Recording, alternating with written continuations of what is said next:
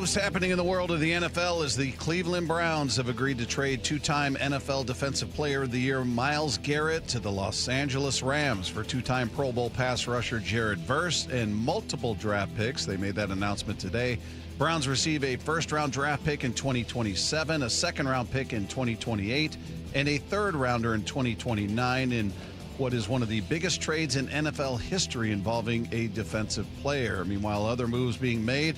The Eagles have agreed today to trade their wide receiver A.J. Brown to the Patriots for a first-round draft pick in 2028 and a 2027 fifth-round pick. Meanwhile, the Seattle Mariners are on a roll. They have won 6 in a row, 2 consecutive series sweeps back-to-back. They've taken 8 of 10. They now have a 2.5-game lead over the A's in the AL West. They look to keep that going when they welcome the New York Mets to town. Game 1 of that 3-game series coming your way tonight.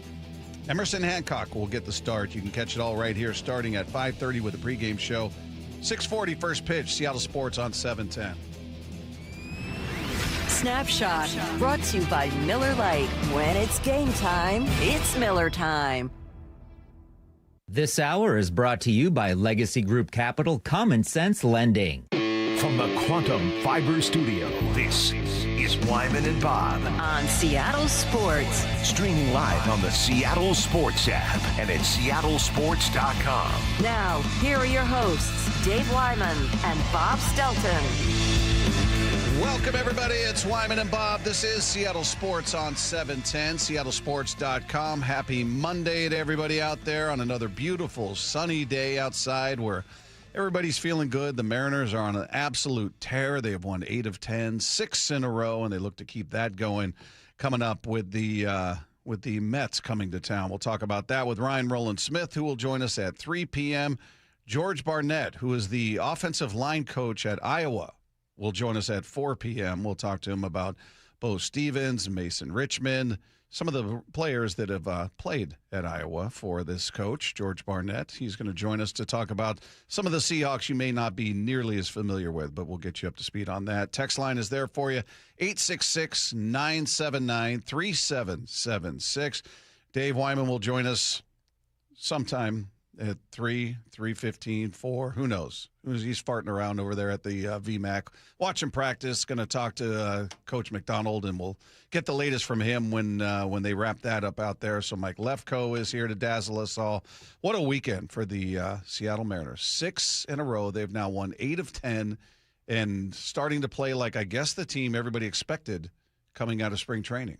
Process, athletes say process all the time, and sometimes you're like, well, what do you mean by that? All right, give me some results. But when there's someone like Julio who has just kind of reiterated over and over, yeah, we trust what we're doing, we're confident in our team, we believe in what we have here, and then you see things start to come together, like Julio hitting 10 home runs in the month of May, like the Mariners in back-to-back games hitting 4 home runs, 2 from J.P. Crawford on that Friday night. Rayleigh has been one of the hottest hitters over the course of the last couple of weeks. All of it coming together. And then, of course, the starting pitching, terrific as always. Brian Wu was spectacular.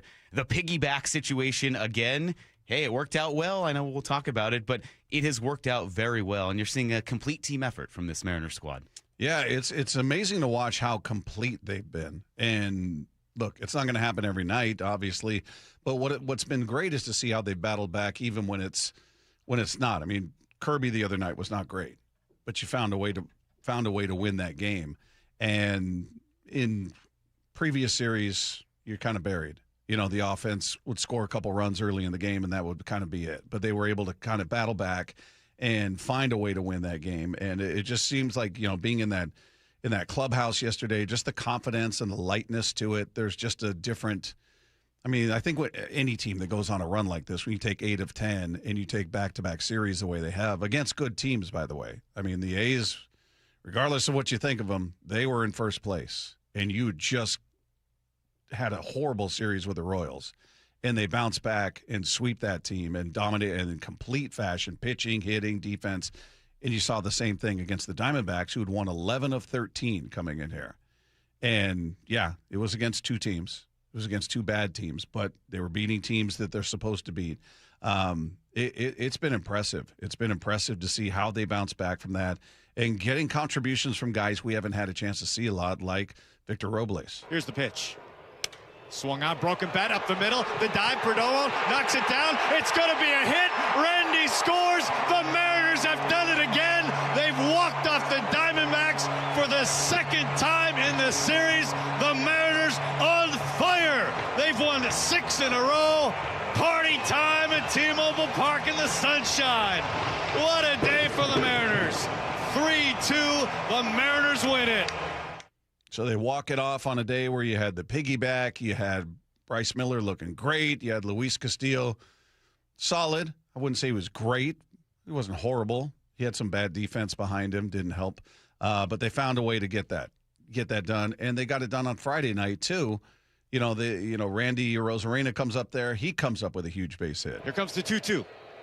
Swung on. Looper into the gap. Right center field. It's fallen. It's down. It's down. JP around third. He scores. The Mariners win.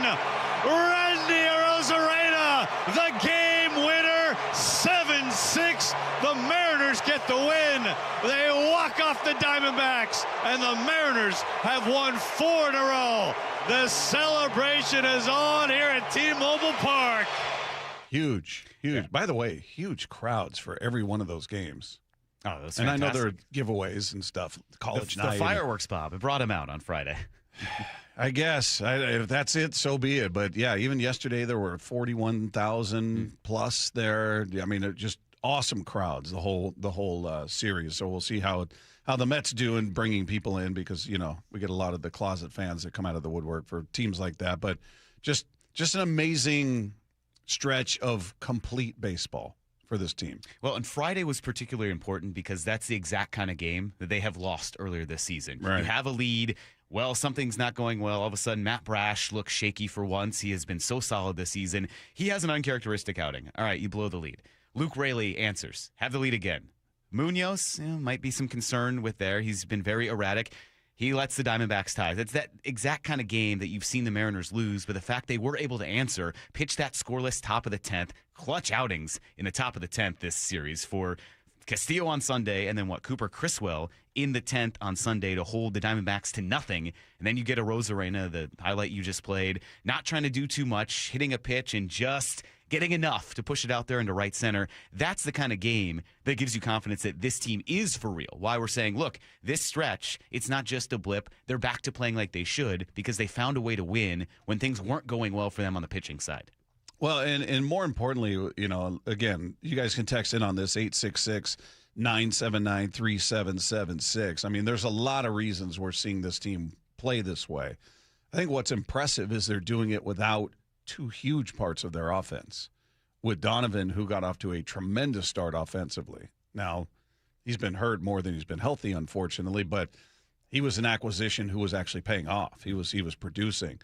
Cal hadn't been Cal certainly of last year, but he's a threat. He's a guy, he's got 7 home runs. He was looked at times like he was finding his stroke, but not having him there. So having two really big pieces of your offense, and in Cal's case, defense, you're doing this without him. I mean, you look at what they've done in this 6-game win streak. They've scored 37 runs. They've allowed just 13 in these 6 games. So you're getting the pitching, you're getting the hitting, and it's amazing to watch. It seems fundamental, like, yeah, just play clean baseball and hit and pitch, you'll be fine. It's easier said than done, but it's really the first time we've seen an extended stretch of that kind of baseball this season. We've seen it couple games where, wow, pitching and hitting really came together and played clean defense, and then invariably the third game they'll look a little different. It takes a step back. This is the first extended run where we've seen, all right, this is what everybody expected. This is what the team, and more importantly, the coaching staff and management expected this team to be, because the roster, when you look at it, tells you this is how they should be playing. Not that they're going to sweep every series and win every game, but be more consistent with this kind of ball. Look, the offense wasn't great yesterday, but still, your 2 runs until you got to the 10th were home runs. And when home runs have proved to be solid for this team, it's why still, we saw it last year, most of their runs came via the home run. They just finished the month of May, tied for the most home runs in baseball. 43, right? Yeah, 42 or 43 with the White Sox. So when you have that balance, and when it comes from not just 1 or 2 guys, I think that's what's key there. I know people don't want to say, all right, we're going to live by the home run because then when it's not working, you go into a slump. Well, when you get the home run balance that you did over the course of this past week, and even, in a microcosm, that game on Saturday, you had 4 home runs, 4 different people. Someone like Colt Emerson chipping in with a home run, or then Cole Young yesterday. That's what leads you to believe, all right, this offense is starting to heat up. Does it coincide with the weather? I don't know. That always seems to be a thing that, hey, it gets warm, the Mariners start to hit. I don't know if that holds true here, but you're just starting to see more of a sample size, and these guys in the lineup starting to get more comfortable up there, starting to produce like we thought they could. Yeah, including one of your superstars in Julio Rodriguez, who's been on an absolute tear. I mean, he's off to the best start of his career. I don't know if he'll have his best numbers in the end, but if we're just talking about starts to the season, this is the best start of his career. If we're looking at average, you're looking at on base. First time he's had double-digit home runs in a month. In the month of May, he hits 10 home runs, so he establishes a new personal best. And he was asked, this is on Saturday, what's changed for this team over the past week? Like I said, I feel like we have been, since the beginning of the year, I feel like guys have been showing up every single day, like working hard, preparing themselves to be ready to play every single game. I just feel like right now, like things are really like going our way. Like I feel like we all know, like in the clubhouse, that we're a really good team. And we show up like it, and I feel like the results are showing up like it too. Oddly enough, he was the only guy yesterday that didn't have a hit in the entire lineup. But he's been on fire. He's been. I'll give him this. He's been consistent in his messaging, and I think sometimes to the annoyance of some fans when things are going horribly. And again, I'll bring up the series with Kansas City, or you can talk about the series with the Padres, or just moments where as a fan you come out of it going, what the hell was that? This team, what, they can't figure it out. And he's been steadfast and, hey, we're a good team. We're going to be fine. Everybody here is working hard, blah, blah. And there are times people are like, I don't want to hear that because that's not what I'm seeing on the field. But I think that belief that he has, and certainly the rest of that clubhouse has, is what you're seeing now. Now we'll see if they beat the team that they're supposed to beat, and that would be the New York Mets. That's when it becomes problematic. You were supposed to beat the Royals. You didn't. They haven't won a game since, by the way. They've been dreadful, like they were before you got there. So these are the ones that kind of worry me a little bit, because you're looking at a Mets team that's got a lot of talent, wildly underperforming, but they've won 4 in a row. Coming at now, 3 were against the Marlins, who are horrible. Still, these are the games that scare me, because you look at them and go, well, you just swept 2 good teams back to back. You should own this team. Yeah. Well, over the course of the long haul, we've seen this team beat good teams in series and then play poorly against teams. So that's my way of saying, in a sense, I wouldn't be surprised if they lose to the Mets, because I could see them coming out and then looking solid on the road. But at the core, you kind of revert back to what you believe in. Like we just heard Julio say that we can be reactionary, because that's what we do. Fans will be reactionary. Players, coaches, front office, you have to kind of look at a larger sample size, where for Julio, maybe things weren't going well early on. He has the belief now and the confidence, because he's been here for a while. He is a veteran. He's very young, but he's a veteran when it comes to an MLB career, and he's certainly a veteran in that clubhouse. He has the belief that what he has done has put him in position to succeed. You're now seeing the results. And yeah, credit Julio for everything you said, for staying on message, especially at a time where it does seem like someone else has to step up and help fill that leadership void with Cal not in the clubhouse. Julio has been a big part of that. Yeah, he's been a huge part of that. And so is Randy, to his credit. He's not a vocal guy, certainly. We don't hear from him much, but he's been very, very consistent, to say the least. And then Dan, just talking about what I was seeing down there, what I think we're all seeing out on the field, is just the confidence this team's playing with. It started to grow, I think, in the Sacramento series. I think getting here and home and in front of a sellout crowd here, and the first couple nights back at home and in our own building, yes, it feels really good. And these guys, they continue to respond and they continue to, do what they do. The at bats have been great. The pitching has been so solid. Another chance to come out here tomorrow and take another series sweep. And I think this is a team right now that's doing the things they need to do to win consistently, and it's good. It's great to see. It's a testament to those guys and what they've done in that clubhouse. So yeah, ton of confidence, obviously, and they did complete the series sweep. That was from earlier in the series with 1 game to go. But Now they got the Mets coming to town. And again, to me, this speaks to how deep this lineup is, that you're getting this sort of offensive production without Cal, without Brendan Donovan there. And it doesn't sound like they're going to be back anytime soon. This is for anybody that missed this. This is Justin Hollander on Friday. Here he is just talking about the process and getting Brendan Donovan back. First is Brendan Donovan. He is working out in Arizona right now. He's doing well, progressing him towards pain-free baseball activities. The first thing we're working through right now is running on the Alter G, which is like the weightless treadmill. He's doing well with that. Once he gets through the Alter G progression, which should be in the next couple of days, he will then be assessed for a baseball running progression. These are the type of injuries that you want to be really deliberate with to make sure we don't have any kind of setback like we did last time. So he'll check in here probably when the team goes on the road and start hopefully a running progression at that point. No real timeline on when he'll be back to full baseball activity. That's not going to be anytime soon. No. That was not encouraging to you. No. If you were hanging your hopes on his return, it's not going to be soon. I mean, he's running on the weightless treadmill. He hasn't even run. I mean, he's not out there taking cuts. He's going to have rehab assignments. It's going to be a bit before he's back. And then Hollander also talked about when they'll start to sketch out a timeline for Cal to return. He was in town, but it's not because, hey, he's on the verge of coming back. No, that's unfortunately not the case. I don't have any more of a timeline than that. I'll probably know more than that a week from now in terms of how he's doing and where we're at in terms of a return to play date. But I think the swings today were a good sign, and he felt good after doing it. So took some swings. He's going to go back to Arizona, presumably, and continue to work. He's going to need some rehab starts, obviously, whether it's Tacoma or wherever. But it doesn't feel like either of these guys, especially Donovan, are going to be back anytime real soon, at least a couple weeks, I would say. I think the key thing you could take away from Hollander there, what he said, they want to make sure that they don't re-aggravate it again. Right. It sounds like they rushed Donovan back, and certainly they're going to err on that same caution with Cal. So if he is starting to feel better, it might be, well, maybe one more week just to make sure. So you don't see something like Cal all of a sudden grimacing, trying to move to his left and get a ball like he did in the Houston series. The Donovan thing, now you don't know what you're going to get with him the rest of the season. Because if you're looking at that timeline, okay, if he's not even running on hard ground yet, then you have to build your way back up to just being able to go into a rehab game. So you just at this point think, all right, we might not have him until the second half of the season. This might be post-All-Star break. I know. Credit J.P. Crawford then for stepping in, what he's done at the top of the order. He's on a 7-game hit streak, had his first career multi-home run game on Friday. That was massive in setting the tone. Center field.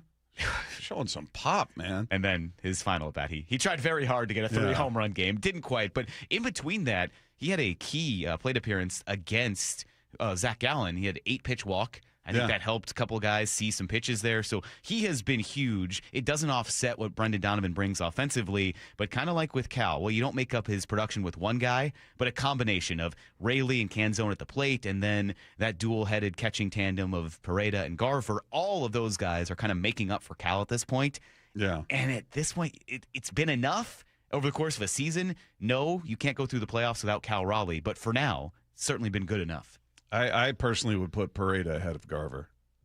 I think he's a better player. Just offensively or overall? Offensively, I think it's negligible. Neither are great. Both, Garver's got more natural pop, but we haven't really seen it. Neither are going to tear the cover off the ball in terms of hitting for average, getting on base. I just think he's a much better – he might be the best defensive catcher of the three, to be honest. He's got a cannon arm.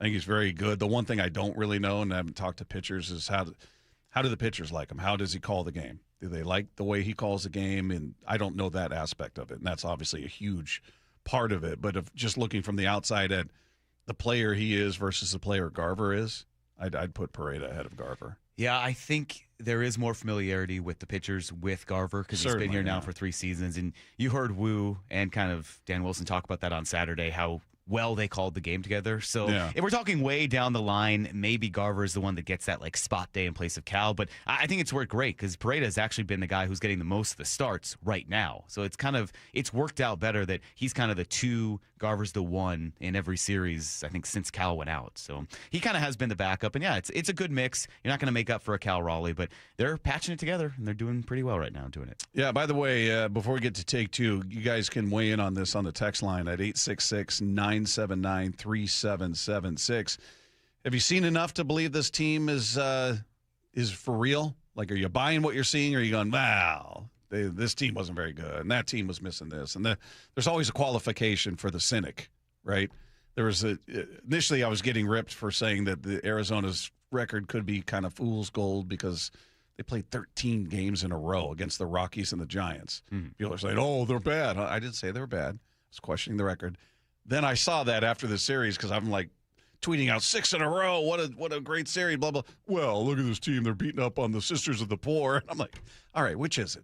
They're beating bad teams. They're getting fat on bad teams, or they're actually a good team. And you just swept 2 good teams back to back. Well, I will say really quickly that Diamondbacks, even if they're not a good team per se, they have good players. Ketel Marte was the reigning NL Player of the Week. Mariners held him hitless. Well, that's a good player. They held in check. Yeah, I think they're a good team. I don't think they're the Dodgers, but I think that's a very good team. So I think it should be a bit of a feather in the cap of the Mariners to take out both these teams back to back the way they did. All right, let's take 2. The Rams traded for Myles Garrett this morning, sending Jared Verse, a 2027 first-round pick, 2028 second-round pick, and a 2029 third-round pick to the Cleveland Browns. Great. Jared Verse is probably going, what did I do to deserve this? I have to go to Cleveland and work with this dysfunction.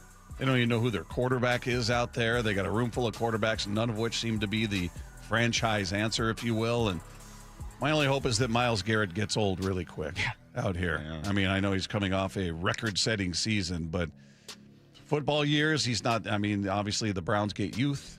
You get, obviously, production and a tremendous resume with Myles Garrett, but he's got to get old at some point, right? I think he's going to be 31 this year, so maybe that starts to kick in. Yeah, it was almost like the Rams kind of had a blip and forgot they were in win now mode during the draft. And then we're like, oh, yeah, we just got Trent McDuffie. The Super Bowl's in L.A. again this year. Let's go make the biggest move of the offseason, which I think to this point you have to call it that, and certainly has some wide-ranging ramifications for the Seahawks. I know you and Dave will get into throughout the show. And, I mean, we're going to talk about the rest of the offseason because that was a massive swing by the Rams this morning. Russell Wilson has not officially retired, but it seems his NFL playing days are now over after news this morning came out that he is joining CBS's NFL coverage. Yeah, good for him. Be interesting to see if he lets his personality come out, which I'm not entirely sure what his personality is.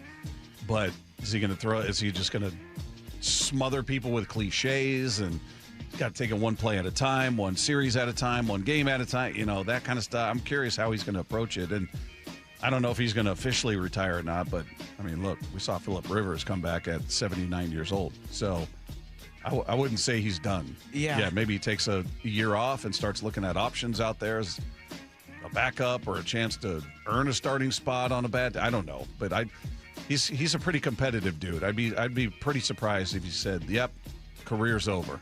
I think we wait on the retrospectives of, is he Hall of Fame worthy? Where does he rank among the greatest Seahawks of all time and all that? I just think this year, you're right, his only option was the Jets, and his pride would not allow him to go to the Jets and back up Geno Smith. So get a cushy job as an NFL analyst, and why not? I do wonder, as you were saying, you think he's going to, like when they ask for his analysis, praise every single person on that team? Hey, what stood out today about the Falcons? Well, Bijan Robinson and blah, blah, blah. And then all of a sudden he's named all 22 guys on their starting lineup. I don't know. I'm interested to see what he's like. He's a smart guy, but hopefully somebody will coach him to be like, look, this isn't a post-game press conference. This isn't you heaping praise on the whole line despite the fact you got your brains beaten in or any of that. You don't have to be the good teammate, so to speak. So just be honest. Just analyze what you're seeing. Hopefully you get some coaching there, but we'll see. Take Two is brought to you by Swedish Cyberknife. Treat prostate cancer with Swedish Cyberknife. Swedish.org/Cyberknife Prostate. Just as things were settling down, the Mariners are about to change it up again. Tell you what that's about coming up with Wyman and Bob, Seattle Sports on 710. Have you downloaded the Seattle Sports app? We're going to have a challenge right here. What are you waiting for? Listen to this. Every pitch. Here comes the 3-2. Every game. Swung on and missed. Got him. One app for free. How about that, folks? The Seattle Sports app. Every game. Julio racing back. Right in the palm of your hands. Makes a leap and makes the catch. Plus the latest Mariners news, insider access, video, and podcasts. They got it. Wow. The Seattle Sports app.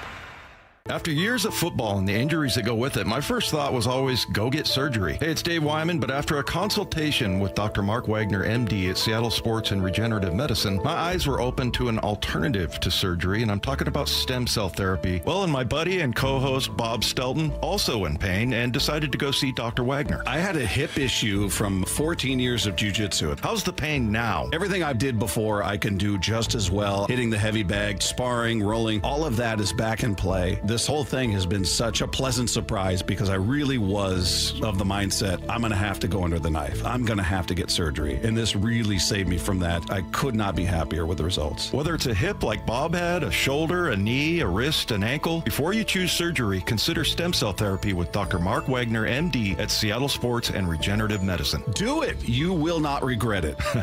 Hey, get the facts, hear from all the patients I've talked to, and schedule your consultation at drmarkwagnermd.com. In 2026, Bay Alarm celebrates 80 years of security.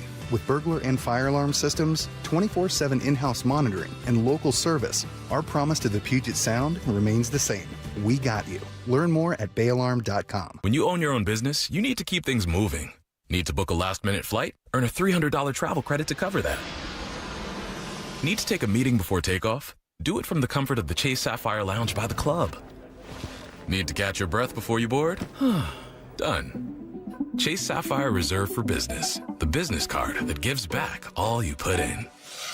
Visit chase.com/reserve business to learn more. Cards issued by JPMorgan Chase Bank and a member of FDIC, subject to credit approval. Terms apply. 70 and sunny this week, so get out on the water with ARC, the 100% electric boat. They're doing demos on Lake Union, Lake Washington, and Lake Sammamish. Book one and see what they're all about. I got to ride in the brand new ARC Sport, and it was unlike anything I've experienced. Think of a luxury EV on water, quiet, powerful, easy to operate, heated seats and seat backs, a large touchscreen display. Schedule your demo at arcboats.com/demo. If you can't make it to Kirkland, they'll pick you up. arcboats.com/demo. Digging in my yard, trying to lay a pipe.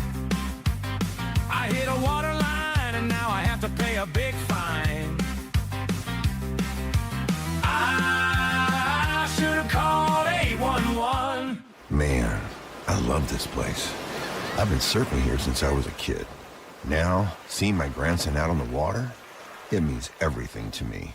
Watching him and taking in the blue waves, the sea breeze, the blurry horizon. If you have geographic atrophy, or GA, subtle changes in vision could mean it's progressing toward irreversible vision loss. Izervay is proven to slow GA progression and could help preserve your vision for longer, so you may keep seeing the world around you. Izervay, or avacincaptad pegol, is an eye injection. Don't take it if you have an infection or active swelling in or around your eye. Izervay can cause eye infection, retinal detachment, or increased risk of wet AMD. Izervay may cause blood in the white of the eye, blurred vision, or a temporary increase in eye pressure. Do not drive or use machinery until vision has recovered after an eye injection or exam. Ask your retina specialist how you can slow your GA with Izervay. To learn more, call 1-855-IZERVAY or go to izervay.com. Paid for by Astellas Pharma. Mariners and Mets tonight at T-Mobile. First pitch at 6:40, 5:30 pregame. Every pitch, every game, one app for free. The Seattle Sports app. Hey, Brock Ewart here for my friends at People Come First, or PCF Construction Group. And if you've been dreaming of that new deck, you got to get a hold of PCF. Call them before the great weather arrives and their schedule gets totally filled up. With a new deck, patio cover, heater, and fireplace from PCF, you can enjoy the outdoors year-round no matter what the weather brings. And for a limited time, how about this? Get 50% off demolition costs up to $5,000 when you book your project with PCF. Contact People Come First Construction Group for all the details. They designed and built our outdoor living space, and we love it. Start planning and designing your dream deck now so you're ready to build this summer. Planning, permitting, and construction can take a little time, so get started today. Get project ideas, browse their amazing photos, and look at all the offer details at pcfgroup.com. Making your outdoor space your favorite place. With People Come First. My first car sale was from Michigan. I get this lead. This guy had been looking for this very specific truck across the whole U.S., and he's concerned about rust. And I'm like, why don't we FaceTime? I will crawl beneath the truck. I literally was on my back beneath this vehicle, showing him all the welds that he wanted to see. He agreed, put down a deposit, held the truck, flew out that night from Michigan. I picked him up at the airport. He had his cashier's check. We went through everything, and that was my first car sale. So here's the catch. If you're willing to put a limit on what you're willing to do to be a good person, to help somebody out, or to help in the community, then that limit exists. So you don't. You just do what it takes to be the type of person you want to be and to help people like you hope that they would help you. And it doesn't matter. You just do what it takes. The Johnson Auto Family, the LJ way. This hour is brought to you by Legacy Group Capital Common Sense Lending. Wyman and Bob. From the Quantum Fiber Studio. Weekdays 2 to 7. On Seattle Sports and 97.3 FM HD2.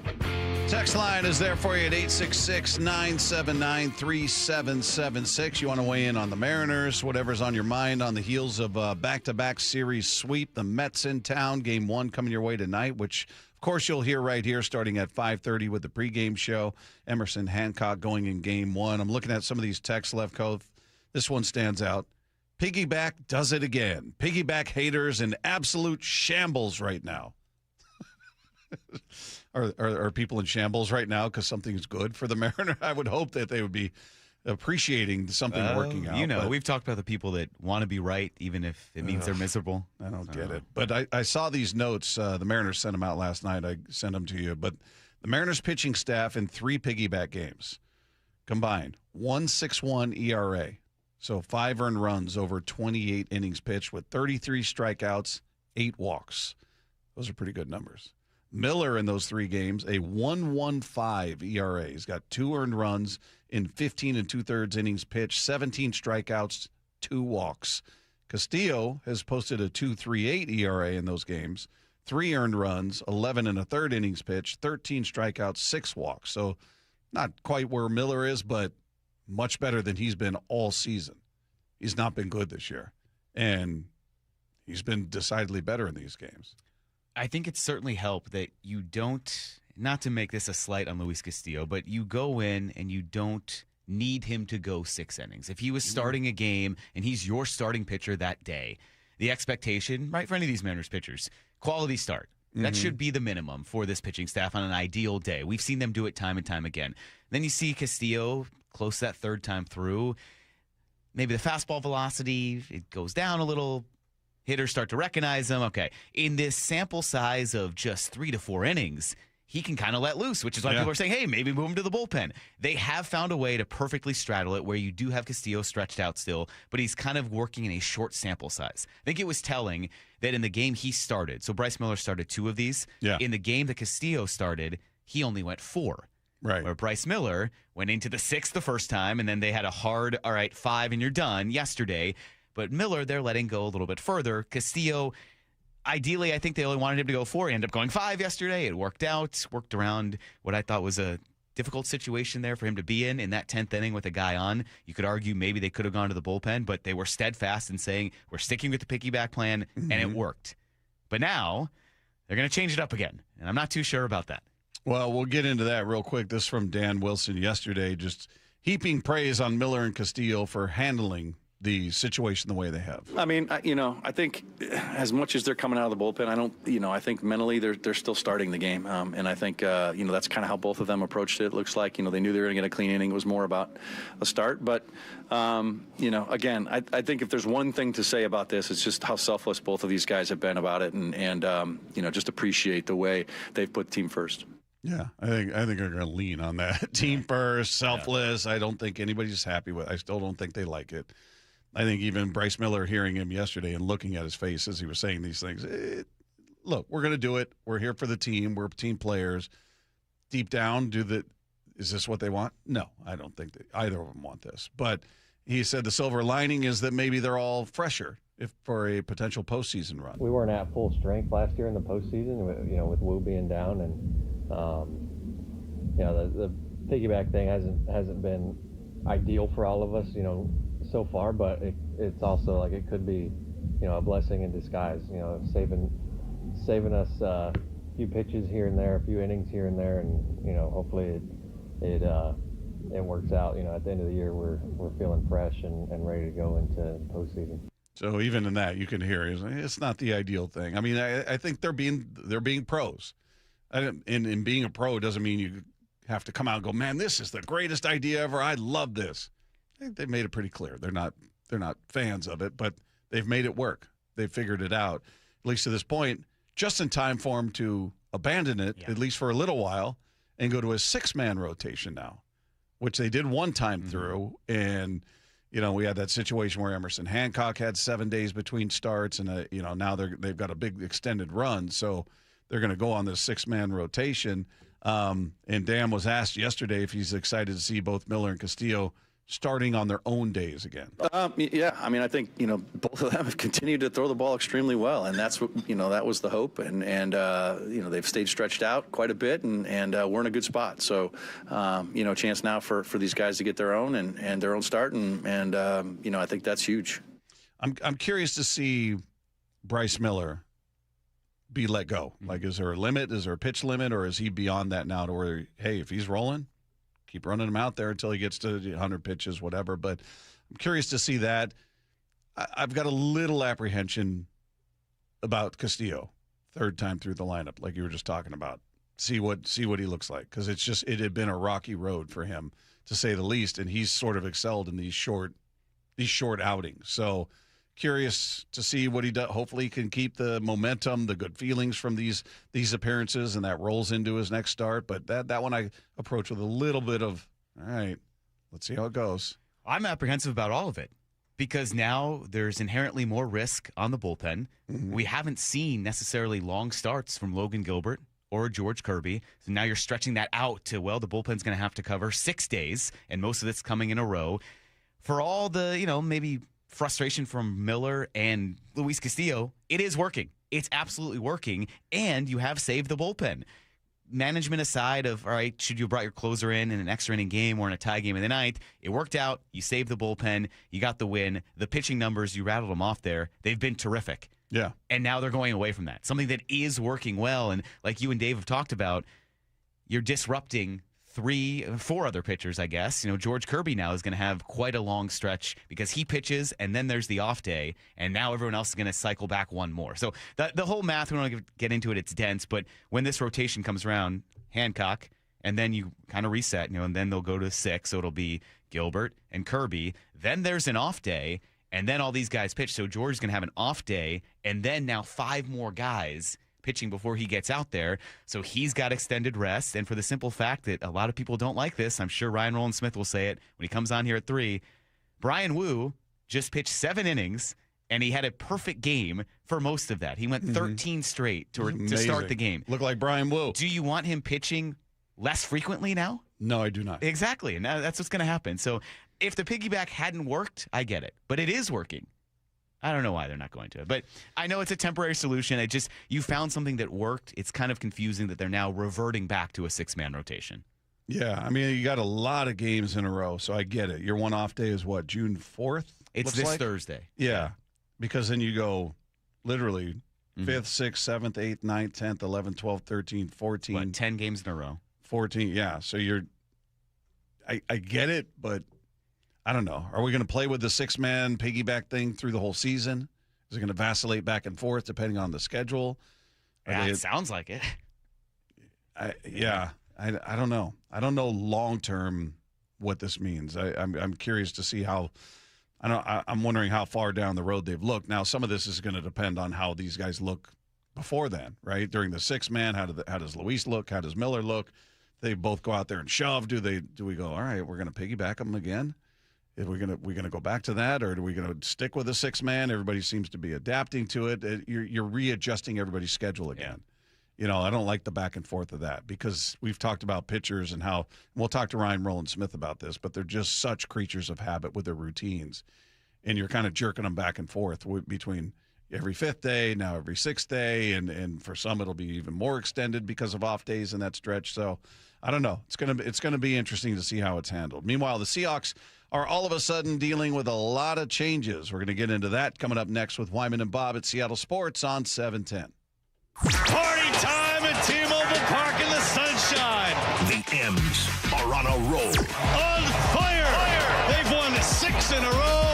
they've really pitched well. They've hit well. Tonight, the homestand continues in the first of 3 against the Mets. Emerson Hancock takes the mound as the Mariners go for 7 straight wins. First pitch at 6:30, 5:30 pregame. Hey, a star on that one, a thing of beauty.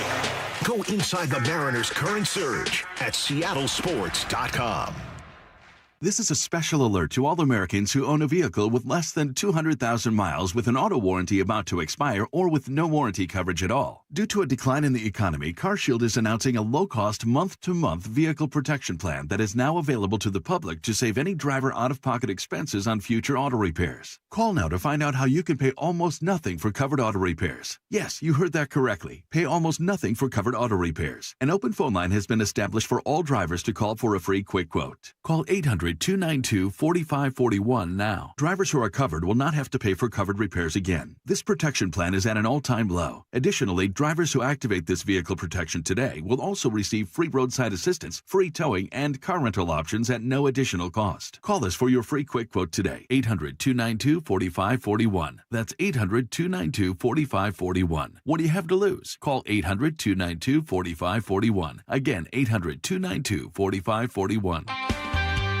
If you've been in a wreck or a fender bender, you have the right to take your vehicle to any repair facility, not just where your insurance company tells you to go.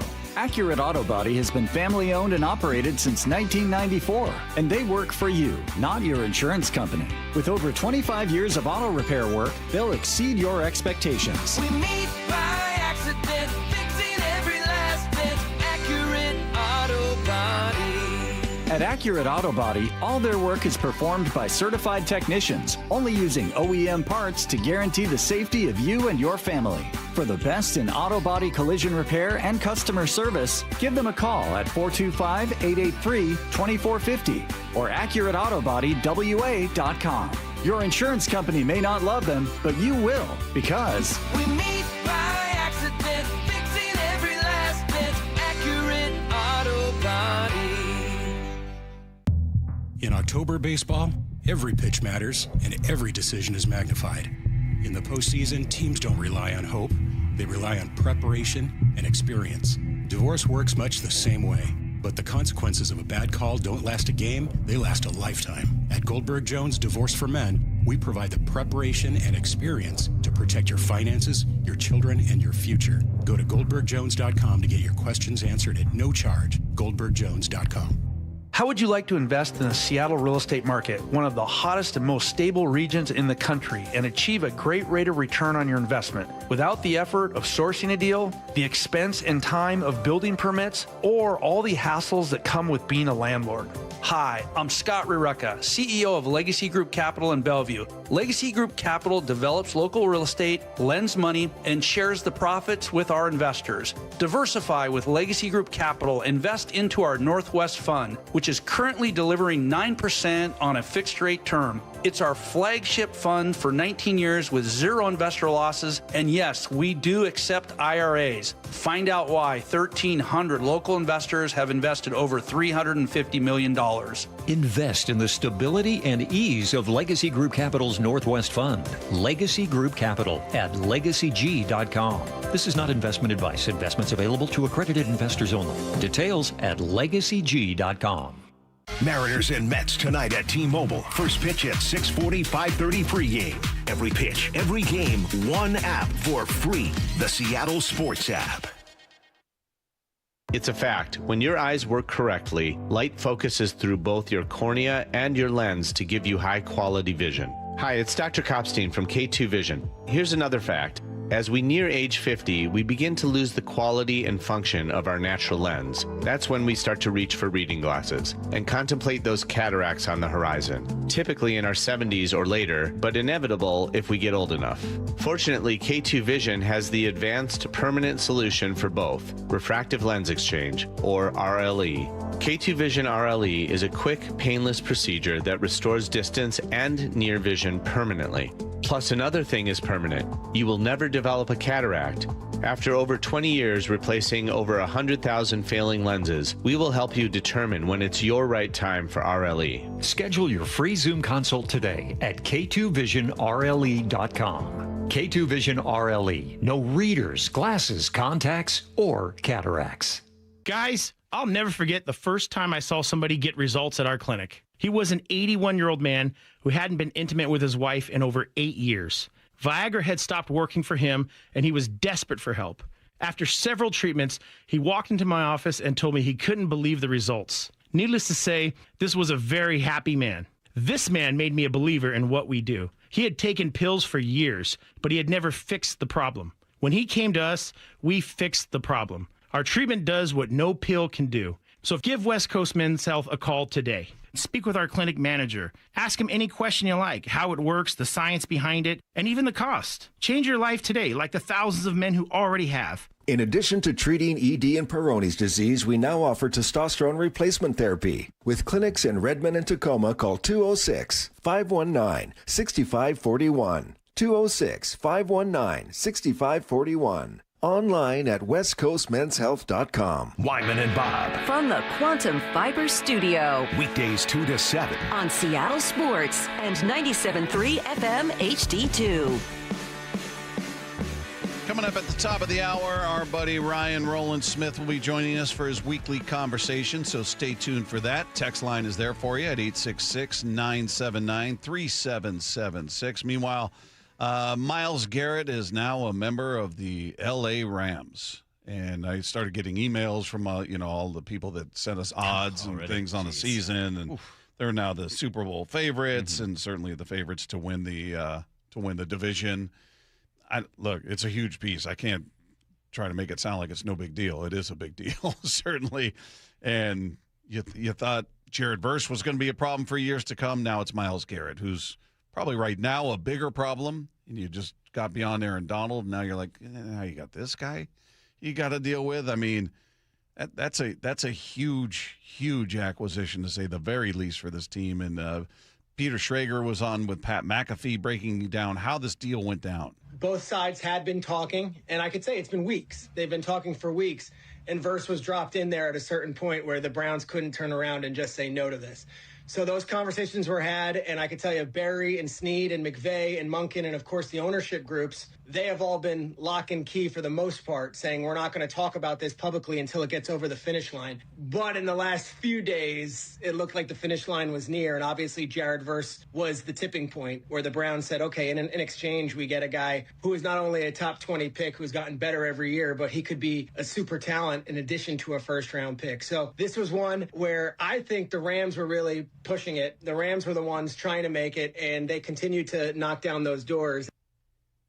So they stuck with it. They were adamant. They were driven. We're going to get this deal done. We want Myles Garrett. I mean, on the surface, surprising you trade away Jared Verse, but yes, when it's for Myles Garrett, wow. It was stunning. I mean, when that news happened, I was driving in, and Curtis was like, hey, Bump, can I interrupt you for a second? So there's some breaking news that's happening. I was like, oh, I wonder where this is going. I thought it was going to be, all right, Devin Witherspoon contract. We're going to hear about that. Good. Yeah. This came out of left field. No idea the Rams would make a swing like this. And you mentioned, Bob, and I think this is the only hope. Maybe Myles Garrett gets old quickly.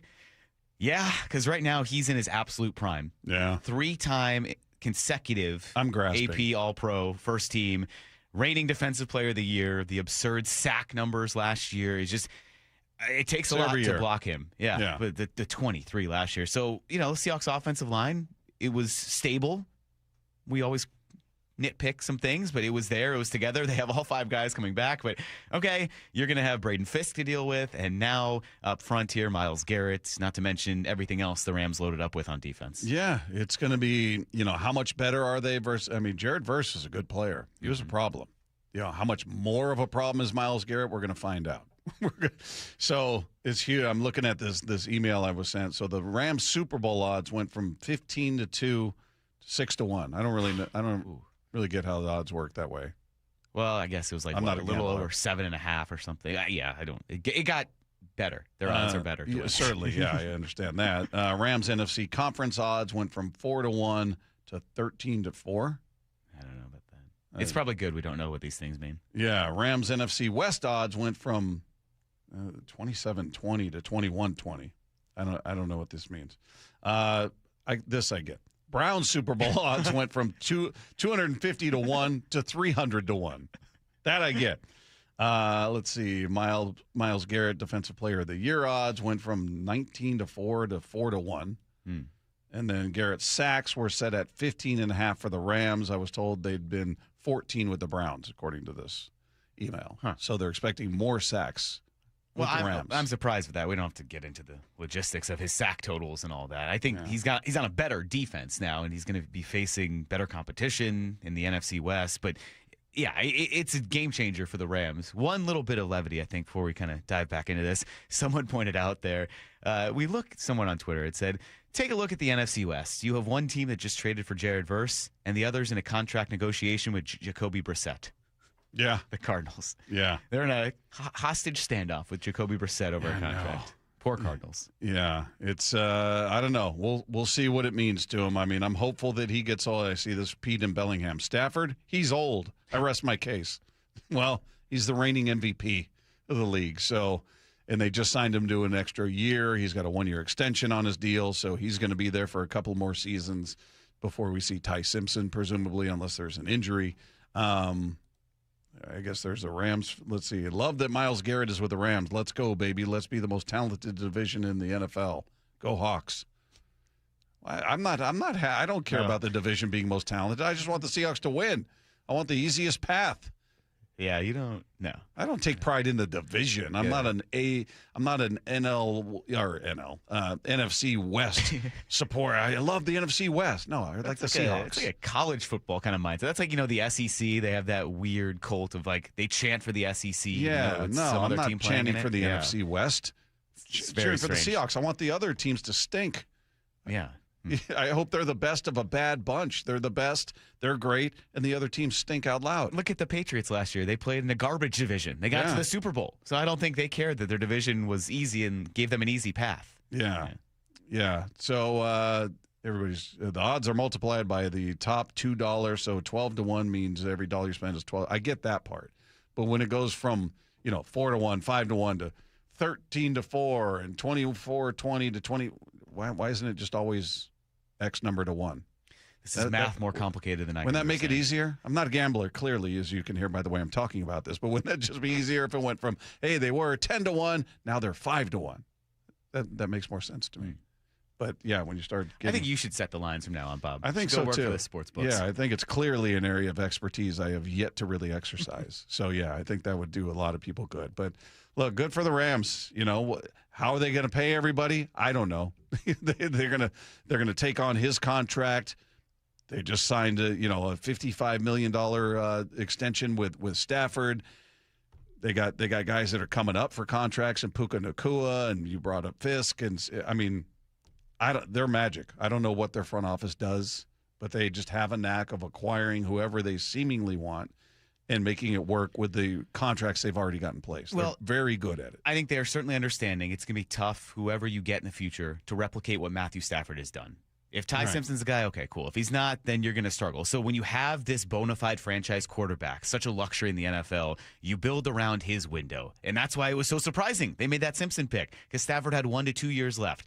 You signed with the extension. You're operating this 2-year window. All right, how many championships can we win in the next 2 years before things get unstable? And maybe they have a big collapse. We've seen it now with the Astros. The Astros are tanking. They are on the way down. But they had their distinct window where they were contending, and they went to a number of World Series. The Rams are doing the same thing. The problem is for them, hey, the Seahawks are the best team in the NFL. They're the reigning Super Bowl champs. So hopefully if you're the Seahawks, you say, well, you know what? Look, you loaded up, but this is a desperate act to try to catch us over these next 2 years. Yeah, that would be the brilliant part, is they sacrifice their draft capital, they take on this salary, and they don't achieve the mission.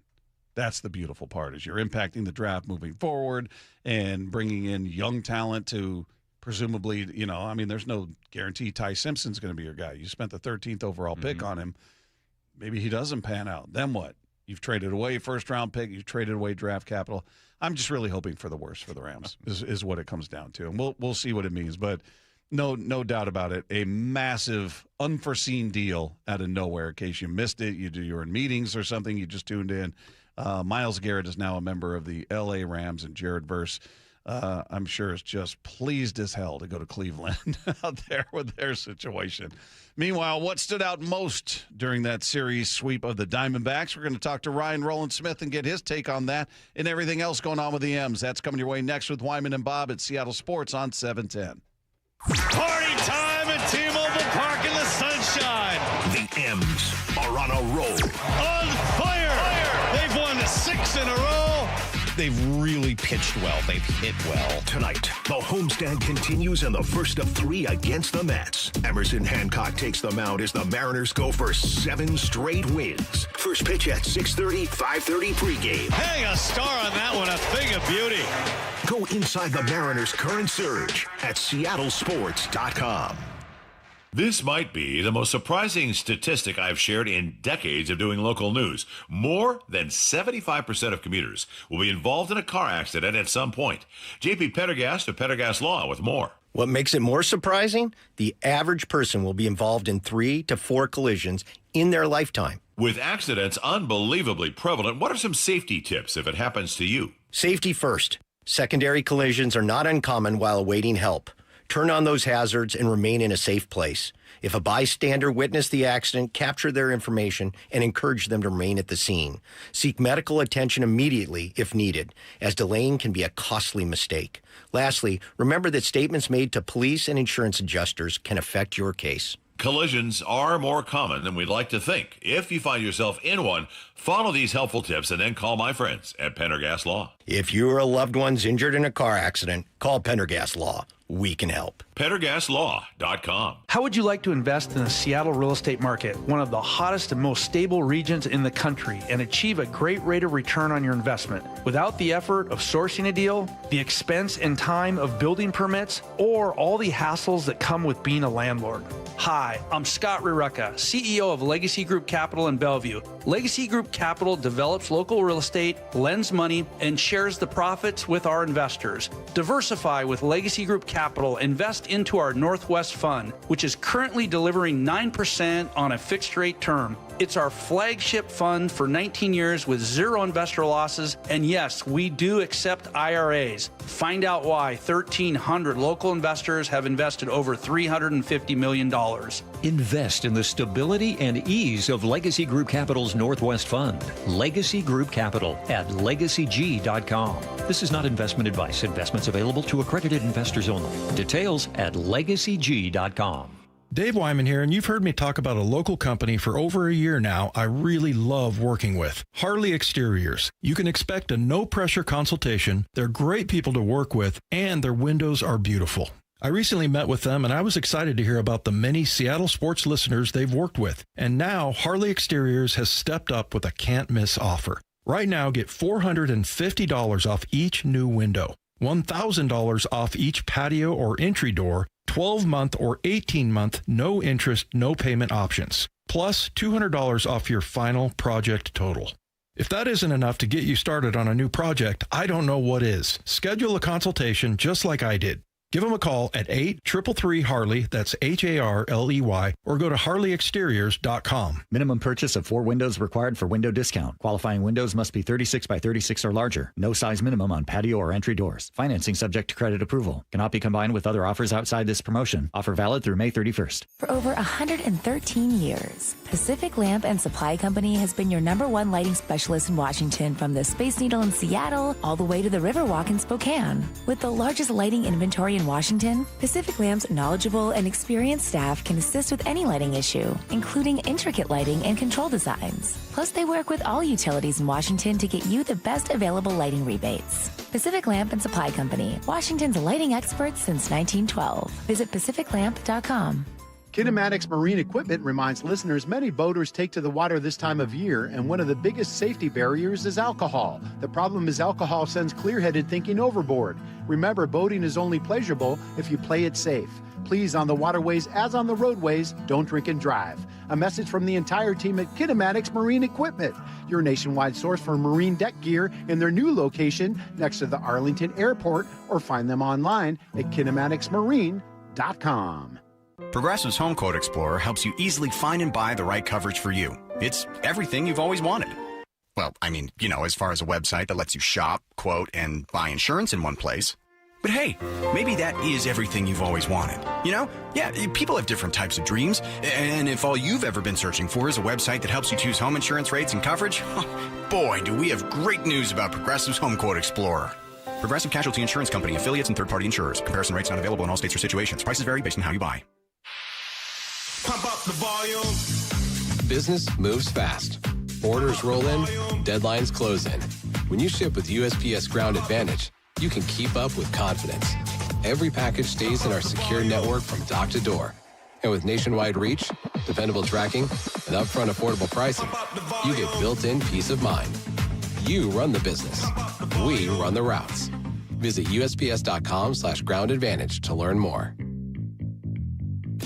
Let's go! This is Seattle Sports. Streaming through the Seattle Sports app. KIRO AM Seattle. KIRO FM HD2 Tacoma. Home of the Seahawks, Mariners, and everything Seattle sports. Seattle Sports Snapshot. Well, the big news of the day, trades in the NFL. The Cleveland Browns have traded two-time NFL Defensive Player of the Year Myles Garrett to the Los Angeles Rams for two-time Pro Bowl pass rusher Jared Verse and multiple draft picks. The Browns receive a first-round draft pick in 2027, a second-round pick in 2028, and a third-rounder in 2029 in what is being called one of the biggest trades in NFL history involving a defensive player. Meanwhile, the Eagles have finally agreed to trade their wide receiver A.J. Brown to the Patriots for a first-round draft pick in 2028 and a 2027 fifth-round selection. So that deal has been rumored for months, has finally been consummated. The Mariners, meanwhile, riding a 6-game winning streak. They've won 8 of 10 back-to-back series sweeps. Welcome the struggling New York Mets to town, who come in with their 26-33 record, although they have won 4 in a row coming into this one. See what the Mariners can get done tonight when they send Emerson Hancock to the hill. You'll catch it all right here starting at 5:30 with the pregame show. 6:40 first pitch. Seattle Sports on 710. Snapshot brought to you by Miller Lite. When it's game time, it's Miller time. This hour of Wyman and Bob is brought to you by K2 Vision RLE. I actually talked about it on You Betcha on the podcast. He is an unrivaled source of baseball knowledge. Anyway, what were we talking about? A guy who always had your back. Hair's back on, try and make the uniform look sweet in a split second.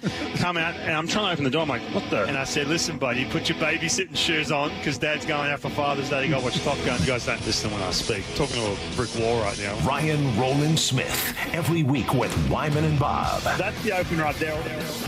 Oh, I love that open. We got to get that clip in there of him saying, "Hey, how's your bracket doing?" We got to put that one in the open. That's definitely got to be. That'd be a good one. Yeah, we saw a lot of this guy around the stadium this weekend, and he's with us as he is each and every week. Ryan Rowland-Smith is here. How are you, man? Fantastic. Beautiful weather out here. Monday. What was it, 6 games right now? 6 games in a row, 8 of 10. That's right. Back-to-back series sweeps. I mean, it's is this the team that you expected to start the year? Is this now they're playing up to their capabilities, and which is even more impressive because you're missing 2 big pieces in Cal Raleigh and Brendan Donovan right now? Well, I sound like an expert, right, when they're coming off 6 straight wins and saying, yeah, exactly. No.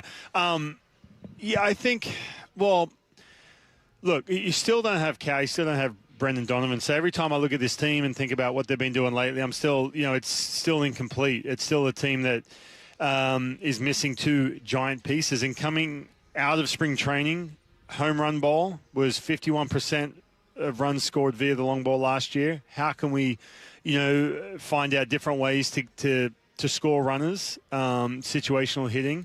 That's been way improved if you're talking about this team right now, especially the last 6 games since that trip down to Sacramento. Way improved, man. Just getting it done when it counts. And so with that element, with how good the starting pitching has been, with the bullpen the way it is now with Gabe and Matt Brash back, I would say yes. It's still, to me, though, until you get Cal Raleigh back, until you get Brendan Donovan back, you still feel like something's missing. However, they're still winning games, so that's all good news. So, yeah, I just think that the getting it done when it really counts is something that will be the separator offensively for this team. Ryan, we should get you in your voice saying, "How's your piggyback doing?" How about that? Lots of people I'm sick of that word, man, to be honest with you. Yeah, same. And had you heard that, by the way, before? Is that something that... Okay, hey, listen. I've had like 100 people ask me, where did this piggyback thing come from? Man, listen. In the minor league, I so much time down in the minor leagues, and it was like, oh, hey, by the way, you're getting piggybacked by so-and-so. Oh, man, that means I'm only throwing 4 innings tonight. You kidding me? Like when you're trying to make a start, or they come in and say, hey, you need some innings, you're going to piggyback so-and-so. It's like a minor league thing, to be honest with you. I mean, super rare up here. Matter of fact, I was talking to Jeremy Guthrie, who is with the Royals. He's their color analyst. He was with the Rockies, and he was just having a brutal year. And they're like, hey, look, we want to do right by you. You're struggling, but hey, we're going to make you the piggybacker. And he's like, this is what are we doing right now? And then he went in, dominated. He got his starting position back with the Rockies, and then he struggled again. He's like, well, what do I do now? So besides that, it's not something you see in the big leagues. It's definitely a thing, though, man. In the minor leagues, a bunch for sure.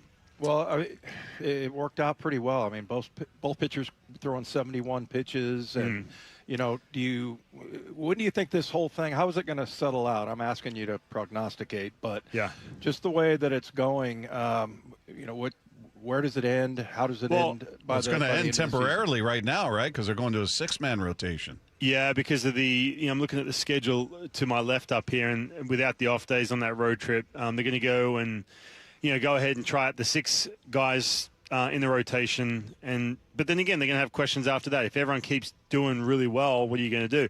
Going back to yesterday, though, a couple things I said after that game, and I was thinking about this on the drive home and just watching him. Now, first of all, once again, when Bryce Miller's starting in this little piggyback where he's starting and then Luis come in from the bullpen, it wasn't an easy situation because Bryce Miller was absolutely dominating, right? You get through 5, you're like, well, what are we doing? We're taking him out. And then Luis Castillo comes in, and I've got to give it to him, man. In a tough spot, you are running in from that bullpen knowing full well that your teammate, Bryce Miller, who looks really good, deserves to still be out there. And you feel that pressure where it's a situation, it's a 1-0 game. You have to be perfect. He gives up a run, and straight away you think to yourself, what are we doing? Like, this is not what we're hoping to do. However, watching him pitch yesterday, and I said this after the first time he had that piggyback, watching him go yesterday, he got better as that game went on. The stuff got better too. Velocity went up, finish on the pitches, and everything else.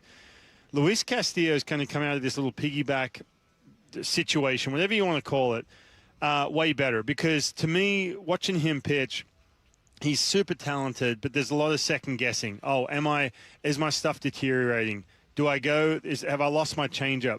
Is my slider the same as what it was last year?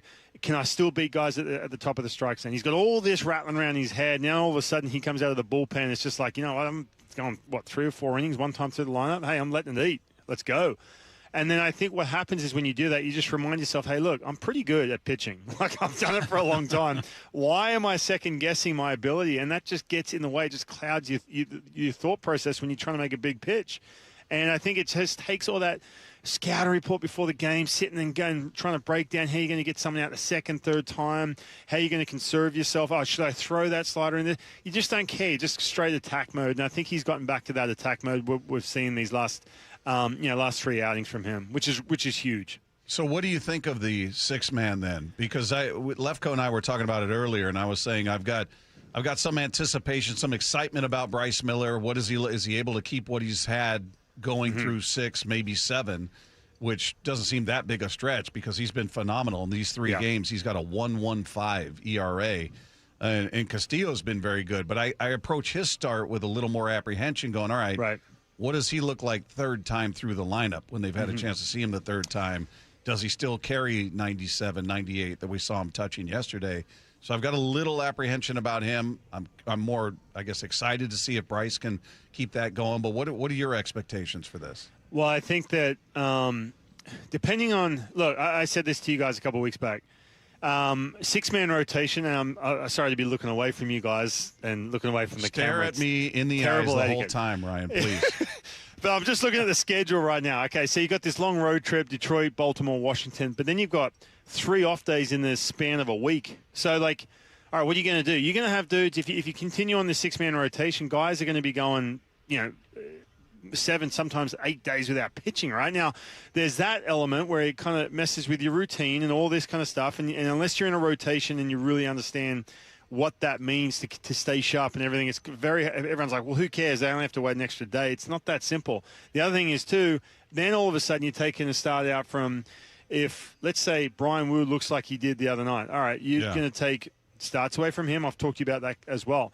So I am looking at this 6-man rotation saying, all right, this piggyback was not ideal, but now all of a sudden you go on 6-man. Well, how long are we going to keep this up? So again, it's one of these ones, and I blame Emerson Hancock for being so good, that they're in this situation. It's so tough. You've got 6 really good arms. Now, back to your question about with Bryce Miller and Luis Castillo. I want to see Bryce Miller because this is the best stuff I've seen from him since he came up to the big leagues, and he was just straight max effort, let it eat, the top of the strike zone, 70% heaters, which was my favorite version of him. This is the best I've seen him. The finish on his pitches and how sharp his pitches are, he did not have that at all in 2025, and he looked really good in the postseason last year, to be honest with you. He didn't have that at all last year. Matter of fact, I don't think he had that in 2024 either. So this is the best he's looked. However, we still haven't seen him at that threshold of 90 pitches, 95, that 6th inning when you've just thrown 18 pitches the inning before, then you're on the ropes all of a sudden, and you got to put your foot on the gas when you've got an empty tank. How's he going to look then? Luis Castillo, can you bring in some of the things I talked about earlier with him into these starts where you're not trying to overthink this? So I'm curious to see that. I think, though, I said this about the piggyback situation, at some point, someone's going to lose their starting spot. It's the way it goes, man. That's just the way it goes. And it's, you know what, at this point with how good Emerson's been, he's gotten to himself where he's bolted himself into that rotation. Same with Bryce coming back from the IL. Man, it's what have you done for me lately? It's going to turn into that, regardless of what Luis Castillo has done years prior, or regardless of, whoever, pitcher A, B, and C, whatever they're done, last year or whatever they're, getting paid. I think it's going to come down to that. It has to at some point, because there's too many off days and just too many value adds to have a Brian Wu hitting 30-plus starts and a George Kirby hit 30-plus starts as well. Hey, Ryan, Johnny Pereda, 3 hits over the weekend, and it looks like he's kind of slow. I mean, he got thrown out at home plate by about a mile. But what do you see about him behind the plate? Because he's looked pretty impressive. I think he's the best defensive catcher. Really good defensive catcher. He's got a cannon. We know that. Watching him throw, I'm curious to see as he gets more and more of the, when it comes to the pop time and the average, if it starts, diminishing a little bit. He's got a little long transfer sometimes. Like he gets here and he tries to gear up, like pull on that, that like shooting an arrow with a bow, just trying to pull all that back. Like he's a little slow on the transfers sometimes because he's trying to just unleash just that cannon. But defensively, he's great. And honestly, offensively, look, it's hard to get a real picture of why is it 20 games with these other teams and then we don't see him anymore, because there's a situation where guys figure out, like a black hole in his swing or something like that. But regardless, man, he's got a ton of energy back there. He's moves around so well. But guys love throwing to him, and they're splitting it 50-50. It's not like, hey, look, Brian, you've got him this week or whatever it may be. No, every starting pitcher is willing to throw to him. Otherwise, you wouldn't be splitting it 50-50. So I'm impressed, man. And it's one of these ones. All right, how do you get to a situation where you get to game 30 and you get, plate appearance number, 70, 80, and see what kind of sample size you have offensively? Because from a defensive standpoint, man, he's legit, really good. He's got an absolute cannon back there as well. So, I've been impressed. And he's a good dude too, man. Like he's one of these dudes. He's a ton of energy off the field, down the dugout. Anyone that says hi to me, I'm like, they're awesome. That's pretty much what you have to do. They probably may not be. I don't know. If they know your name, then you really love them. What's that? If they know your name, then you really love them. Oh, yeah. That's I'm a sucker for that, man. Like, it's not hard, dude. And I tell guys that all the time. Like, I'm like, some of these young high school kids who I, mentor with my next gen baseball program, I say, look, name recognition, look people in the eye, shake hands. It goes so far. And for me, like, I'm down there hanging out. I don't want to just go, what's up? Like, I mean, you don't even know who I am. What are you doing? It's one of these ones where it's like, hey, what's up? Hey, what's up, Ryan? How you doing? It's the best, man. It's great. It goes a long way, for sure. I totally suck agree at it, with actually. you. I forget people's names all the time. But, yeah. No, I mean, that is, you can't help it. You're a sucker for that. Today I saw JSN for the second time. It's the second time that he's come over, shook my hand. Of course, I think he's the greatest guy ever. That's always exciting. It's awesome. So, perfectly how natural. funny is that, man? Like, it makes such a difference, right? Like, it's awesome. Hey, Ryan, something we had talked about last week, and it certainly carried over through this series, is the start that Julio's off to. And, we spend every season lamenting, oh, man, slow starter. He's hitting 220 in April. He's not going to get it going until the second half, and blah, blah. It's the same conversation every year, except for this year. He hit 288 in April, had a 351 on base. Now, he didn't have the damage. He only had 2 home runs. But you fast forward to May, average came down a little bit, but the damage went up. 10 home runs, new career high in a month. And he's been just kind of quietly carrying the load along with Randy and others chipping in. But this is a guy we a lot of complaints about how he starts every year. And I feel like it's kind of gone under the radar how good he's been to start this season. Yeah. I will say he had a pretty good May last year, though. Like, but then June, all of a sudden, he dipped, which was interesting. Like, April, not so great. May is like, oh, here we go. He's getting off to a good start. And then all of a sudden, June, he kind of dipped a little bit. Like, he had a 123 WRC plus weighted runs created. Like, so obviously 100 is at league average, 123 and up. You're starting to get to having a pretty good month put together. But you mentioned the power too. Look, I said this about Cal Raleigh the last couple of years. I know he's on the IL, and I'll get to Julio in a second. But everyone's like, "Oh, Cal's swinging and missing too much." But I'll trade that in if you are, hitting bombs. I'm not going to lie. Like, if you're making when Cal's making more contact and striking out less, he hits less home runs, and his value drops. To be honest, like his weighted run value drops. I think the same as Julio too. Look, man, I love the fact that he can drive a ball into right center field on a line, or get it through the gaps here because on the ground he's got the speed. But I've said this to you guys a bunch, man. In the month of May, the fly ball rate went up 14%, and guess what? OPS goes up 150 points, slug goes up 150 points, and I'm telling you, that to me, and the average dips, like you mentioned that. The swing and miss has dipped as well. He's down like in 18, 19%, something like that.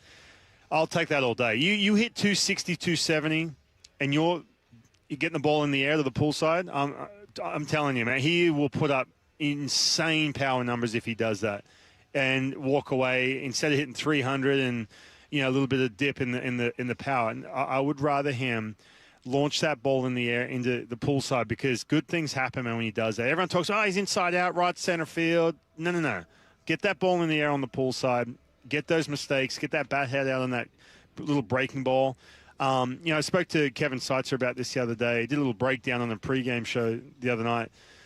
He came into April where he wanted to be more relaxed. Like, he's a ton of tension in the upper body. Yeah. And you wanted to be, like, really relaxed and just kind of... That when he's resting the bat on his shoulder. Yeah, correct. Yeah, exactly. Yeah. And I'm looking at that going, okay, but then he's kind of jumping and getting ready really late. And that's great, you're taking tension out, but he just wasn't quite on time.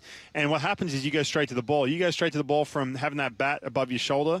Well, then you're swinging down on the ball's going to go on the ground. Now, all of a sudden, he's doing this little relaxing moment before he gets into that launch position. Bat's in a good spot. He's got his foot down. He's on time. And guess what? His bat path is so much better. And his bat path, when his attack angle is better, guess what? The ball goes in the air on the pool side, man.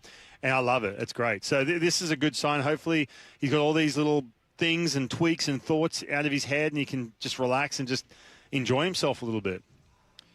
Victor Robles is so much fun to watch. I cannot get enough of that guy. He gets his first walk off the other day. He had an appearance in Sacramento where he goes 3 for 3. I mean, what is crazy it about catches him? too? Yeah. Yeah, and just ridiculous in the outfield. We had Paul Moyer on the other day, and he said he thinks he's a better center fielder than Julio. Not so sure about that, but certainly an endorsement of his skills out there. But What do you say about Robles, and how do we get him on the field? I don't know. First of all, I'm going to have to troll the, what is it, the Bannon boys chat? I'm going to have to start trolling that. Yeah, he said if the Mariners were putting their best players in the right spots, that Julio would be in right field and Victor would be in center. No, well, as Paul knows, love the dude. But I'm going to have to troll the chat if I ever get the invite. Paul said lots of stuff the other day. So it was great. Hey, listen, listen, man. Going back to that play he made in Houston last year, kind of capped off he's on the IL coming back. And then even this year, too. Look, if he can, how do I put this? I love him being aggressive at the plate. Well, a couple things. I love him being aggressive at the plate. However, sometimes it gets a little loose, man, on the swings. Like sometimes, he'll get a hit that first at bat, second at bat, he's just letting it eat on every pitch. I'm like, oh man. And from a former pitcher watching him, I'm like, oh, this is someone who you can miss and try and just bury a breaking ball. He's going to swing. You just know it, right? However, I think that when we talk about the struggles they had against the lefties, now all of a sudden you got this. One of your platoon options, which, again, I don't want to get into the whole Luke Raley not playing against lefties, but if they are going to platoon every single game, I'm telling you, it's a huge upgrade having him, man. If he can be that dynamic player, Dave, like you're talking about, for sure. Well, and speaking of guys that we haven't given a lot of credit to who deserve it, you just mentioned him, Luke Raley, leading the team in home runs with 13. He's hitting 280 with a 345 on base. I mean, he's talk about a bounce back. Last year was a lost season because he got off to kind of a bad start. Then he got hurt, and it just completely disjointed. And, man, what a turnaround for him this year. I was asked, hey, who had the better month of May, right? Julio or Luke Raley? I'll read some numbers off to you. Now, this is going into yesterday's game. By the way, Julio's had double the amount of opportunities, right? Double the amount of plate appearances. But WRC plus, Luke Raley's at 200, so he's 2 times better than a regular player. Julio's 164. Home runs, he had 8 home runs. Julio had 10 going into yesterday, and he's only had half the plate appearances. Same amount of RBIs. Strikeout rate's a little higher, up 26%. Runners in scoring position, they're hitting around the same. I'm telling you, man, he's been amazing with the little amount of at-bats he's had. It's crazy. And it's not percentage numbers. That's like total numbers. It's insane. So, man, he's been unreal. And the one adjustment he's made, if you want to dive in a little bit further with him, the changeup, right-handed changeup, he's facing nothing but righties. Right-handed changeup is like, oh, man, he's missing that by 3 feet. That Kansas City series, I know it sucked and they lost a couple games. But, man, laying off that pitch, shooting that ball in the left field. As a pitcher, you're looking at going, oh, okay, he's figured something out with that pitch. I can't just live on that safety net of throwing that changeup down and away if you're a righty.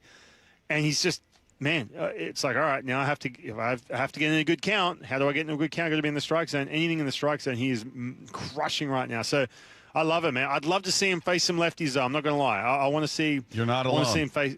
I want to see him in the lineup more often. They did that. Dominic Canzone, he had that chance to do that at the end of last year, and it paid dividends, man. He was hitting lefties really well at the end of last year. Would love to see that with Luke Raley as well. Yeah, he's not going to get any better hitting lefties by not facing them. Right. So, I'll pitch to him. Let's go. Get his confidence through the roof. Oh, wait, you're left-handed? I didn't know that. Yes, I am, Dave. Hey, what about, Bob, I don't know if you knew that. Dave thought I was right-handed. Yeah, he told me that. But it is a compliment, though. He said it was a compliment. It's a compliment. Yeah. Why is that a compliment? Because, man, like, lefties, everyone goes, oh, you're left-handed, you can pitch forever. I mean, you can just throw like 85 slop and still be in the big leagues. First of all, that's not the case. But second of all, if you're a righty, dude, you got to throw gas. You got to be nasty because there's so many other righties you're competing against. Yeah. Lefties, you can, lefties are not as talented or athletic as righties. Put it that way. Okay. Period. It was all I'm talking about out. Pitching-wise. So, Dave, I appreciate it, man. Out. Yeah, love it. The funniest thing is he pointed to a picture or a card of you that's been in the sports pit for a decade now, throwing with your left hand, obviously. It was right over Lefko's desk, right in front of me, and I thought maybe I was looking at it in a mirror, maybe. Yeah. By the way, I've planted them all over the studio, so I don't get forgotten around that. Ryan, as always, great stuff, my friend. We appreciate it. Have a great week, and we'll talk again next week. Great to chat to you guys. All the best. There you go. There's Ryan Rowland-Smith. Our weekly conversation with Ryan Rowland-Smith is presented by Mazda of Everett. Meanwhile, the Seahawks front office will look a little different this season. We'll tell you what that's about coming up next. It's Wyman and Bob. This is Seattle Sports on 710. Party time at T-Mobile Park in the sunshine. The M's are on a roll. On fire. they've really pitched well. They've hit well. Tonight, the homestand continues in the first of 3 against the Mets. Emerson Hancock takes the mound as the Mariners go for 7 straight wins. First pitch at 6:30, 5:30 pregame. Hey, a star on that one, a thing of beauty. Go inside the Mariners' current surge at seattlesports.com. Hey, it's Dave Wyman here for Bellevue Rare Coins, and I'm really excited to be working with them again. And right now, we're seeing the price of gold at all-time highs. And here's what that means for you. Items you haven't thought about in years can be worth thousands of dollars. Old jewelry, coin collections, gold watches, necklaces, and pendants. It's worth finding out what those items are worth during such a strong market. Even broken and used jewelry is more valuable than you think. The folks at Bellevue Rare Coins told me that they had a customer stop by because they heard the ad on the radio and said, hey, what the heck, let's see what some of these items are worth. And they walked out of there with a check that far exceeded their expectations. And Bellevue Rare Coins has expanded to Linwood, Issaquah, and Tacoma. They're a local established business. They're known for their honesty and no pressure evaluations that help you get the most for your valuables. And a lot of people don't realize, like I said, how valuable some of these items can be. So it's worth stopping in to find out. Bellevue Rare Coins is now in Bellevue, Linwood, Issaquah, and Tacoma, or go to BellevueRareCoins.com. Dealing with divorce and custody issues can be terrifying and very lonely, but you don't need to face it alone. Goldberg Jones has been helping Northwest husbands and fathers for more than 30 years. Thousands of men have put their trust in us. You can too. Learn more at GoldbergJones.com. Listen every morning to Brock and Salk for Need to Know, powered by Marquee Data. Marquee IQ brings all your data together into one clear view. Stop running your business on highlights. Get the full picture. Visit datathatwins.com to learn more. Power your drive with Mobil 1 Motor Oil. Buy 5 quarts, get $15 back, and score a fast and furious prize after rebate at O'Reilly Auto Parts. O'Reilly Auto Parts. From the FIFA World Cup to competitive business environments, grand ambitions lead to game-changing achievements. At Bank of America, we're there to support businesses at every step, providing insights and expertise to help you gain an edge. He shoots, he scores! What would you like the power to do? Explore winning business solutions at BofA.com/gamechangers. Bank of America, official bank of the FIFA World Cup 2026. Support comes from Amazon Business. Free your team from time-consuming procurement tasks. Discover smart business buying where unmatched selection meets AI-driven tools to simplify complex processes so you can focus on what matters most. Learn more at AmazonBusiness.com. From the people who brought you It's the Dog Park comes. It's a hot spot on your dog's leg that the internet says you can treat it at home. You're not sure though, because now it's oozing. Protect your dog from injury and illness with Progressive Pet Insurance. Ooh, he's licking it. Super gross, dude. Progressive Casualty Insurance Company and affiliates. Not available in all states or situations. Coverage subject to policy terms. Wesley Financial Group is not a law firm. I'm Chuck McDowell, founder of Wesley Financial Group. Did you buy a timeshare because they told you it was a great investment? That's a lie. Most timeshares can be bought online for $1. To find out what your timeshare is worth and to cancel it, call us today and we'll send you our timeshare exit kit free with all your options for cancellation. Call Wesley for your free exit info guide. 800-771-1300. That's 800-771-1300. Mariners and Mets tonight at T-Mobile. First pitch at 6:40, 5:30 pregame. Every pitch, every game, one app for free. The Seattle Sports app. What if you could have the most reliable fiber-powered Wi-Fi? And get this, what if you could keep it at the same price for 5 years? During the Xfinity Summer Savings Event, now through June 15th, new customers can get our best price on gig Wi-Fi, just $50 a month for 5 years. And get online in minutes with same-day Wi-Fi. It's Wi-Fi that finds and fixes problems before you even notice them, like super intelligent Wi-Fi with a sixth sense. Plus, add one line of Xfinity Mobile Select and you can save an average of $60 a month over Verizon and AT&T. You can even try it free for a year. Lock in your price and unlock the possibilities during the Xfinity Summer Savings Event. Get it now at Xfinity.com. Xfinity. Imagine that. Restrictions apply. Requires paperless billing and auto pay with stored bank account. Taxes and fees extra. Savings based on 1 gig internet and 1 mobile select line compared to similar Verizon and AT&T plans over 5 years. After 12 months, regular rates apply to mobile select. Xfinity internet required. Speeds vary. Use of fiber coaxial cable. T-Mobile has an exclusive bundle for customers 55 and up. I'm Sarah Bowl. Yeah, I'm Frank Bowl. A reliable network is key for us. And with T-Mobile, it's been wonderful. And going to the 55 plus plan saved us so much money. A lot. And that's important. Trying to keep costs down. The home internet's been perfect. It's fast, it's quick. The setup was so easy, it took less than 15 minutes. It was like, ta-da! If you want simplicity, coverage, reliability, you want the whole package, T-Mobile has it. Right now, T-Mobile customers 55 and up can get 2 phone lines on America's best network, plus America's fastest 5G home internet for just $30 each. $30 per month each line with autopay plus taxes and fees. Minimum age 55. Pricing for home internet rely on 2 lines of essentials. Choice 55. $35 connection charge per line required. Best mobile network and fastest 5G home internet based on analysis by Ookla of Speed Test Intelligence Data 2H 2025. All rights reserved. This hour of Wyman and Bob is brought to you by K2 Vision RLE. From the Quantum Fiber Studio, you're listening to Wyman and Bob. Weekdays 2 to 7 on Seattle Sports and 97.3 FM HD2. Our thanks once again to Ryan Rowland-Smith, who joined us in the previous segment. In case you guys just tuned in and missed that conversation, you'll be able to find it on the podcast page after the show at seattlesports.com. Text line is there for you, 866-979-3776.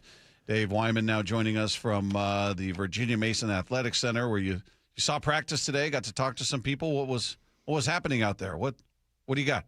Yeah, well, it was kind of cool to be able to get out on the field and, listen to all the calls and the coaching and all that stuff. And then, there was a fair amount of conversation about Nolan Teasley getting the GM job for the Vikings. And, it just kind of, it was just different being out there and seeing the practice like up close, and we're out on the field and the whole thing. So, yeah, really cool. But, there's a few discussions about Nolan, and I know that there's probably some people that are, going, here we go. Just like, losing a few players after a Super Bowl. Now you lose some personnel, and, it hurts a little bit. But I feel like the Seahawks have a pretty good pipeline as far as that goes. Yeah. Nolan Teasley leaving to be the new GM of the Minnesota Vikings, and Adam Schefter talking to Pat McAfee about the importance of Nolan Teasley as it pertains to the Seattle Seahawks. Nolan Teasley had a great reputation in Seattle. I think he was one of those unsung heroes that was involved in everything that team did that helped them win the Super Bowl title this year. The Seahawks valued him, wanted to keep him. They lose him. They do get back 2 third-round draft picks now. So we'll see how that works out over time. He goes to Minnesota to become the general manager there. And look, the Vikings were looking for somebody that had his type of talents, that could scout, could help run a front office. And when you speak to people in Seattle, again, they raved about the work that he had done. And now at the age of 42, he finally gets an opportunity to become a general manager. Yeah, I mean, you look at him. He's a homegrown guy. He's from Eastern Washington. Grew up in Ellensburg, and then he played college football at Central Washington. But you look at how he started, and this kind of is the John Schneider way. This is how you have to do it. You start off as like an intern, basically, and that's where Nolan started off. And he went from being a pro scout to the assistant director of pro personnel, and then he was the director of pro personnel, and then he became the assistant general manager. So yeah, he just climbed the entire way up in the right way, and pretty quickly as far as it goes with Schneider, because he's one of those guys that believes you got to put a bunch of time in, just like he did in Green Bay and Kansas City. Yeah, it's so what do you think they do? We got people texting in. Who leaves with him? I don't think anybody's going with him. He's not a coach. He's not trying to fill out a staff. So I don't anticipate anybody's leaving with him. But in terms of replacing him, is there somebody in the building that's an obvious candidate that people are maybe familiar with, or maybe they're not familiar with? Well, actually, they very well could lose some personnel people because of Nolan.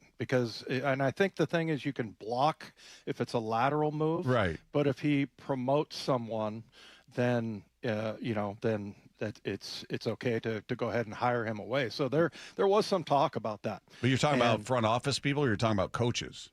No, I'm talking about scouts. Okay. Yeah. So, I mean, his whole staff and everybody kind of under him reports to him basically, and then it goes through John Schneider, obviously. But, I mean, you got a guy like Trent Kirchner, who's a vice president of player personnel. So I guess, if you went and took Trent with you, you'd have to make him your assistant general manager in order to make that move. But there's a couple of guys sort of that I think, and we had him on, Bob, when we did the Schneider show. Willie Schneider, he's the director of pro personnel, and that's John's nephew. I'm trying to think. We had Trent Kirchner in there at one point. Another guy, Aaron Heinlein, who's been with the Seahawks for forever. He's the director of college scouting. And then you got, some of these up-and-comers like we had that Armani Perez kid that came in, and he is, his title right now is assistant director of pro personnel. So, I mean, it could be that he promotes some guys, Nolan Teasley, that is, and brings them to Minnesota. But, for the most part, I think it's definitely a loss. There's no question about it. But if you look at some of these other guys like Trent Kirchner that have been around, and Matt Berry, those guys, they've been at it for a really long time, and they've been in that Schneider system. And, and I think now that's, 3-2, I think. He had Scott Fitterer was his assistant GM, and he went on with the Carolina Panthers as their GM. And then Dan Morgan is another guy that left.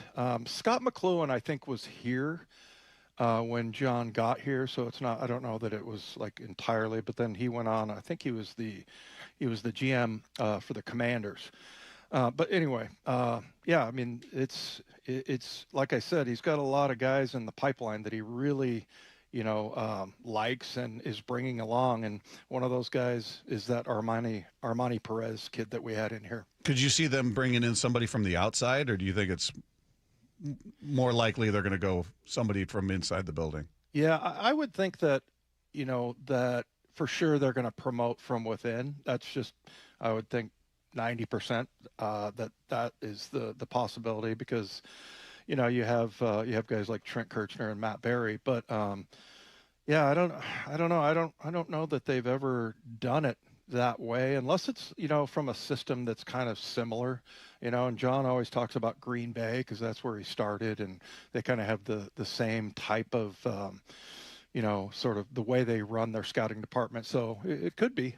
Hadn't really heard anything about that, just because they have so many guys, like I said, that are in the pipeline that have been at it for a long time. Yeah, it's going to be, I mean, look, that's what happens when you're a successful situation like this. You win a Super Bowl, you're in the playoffs just about every year. Certainly when Pete Carroll was there, that was the story, and it feels like that's obviously continuing for the most part with Mike McDonald. They double-digit win team. They didn't make the playoffs that first year, but, I mean, geez, coming back, winning the Super Bowl all in the second year, a lot of eyes and spotlight on this program. And, all right, who are the guys behind the scenes that outside of the head coach and Schneider, who are the other guys? And that's everybody that seems to have a target on their back in a good way for them, that they become desirable because they're all a part of what made this such a success.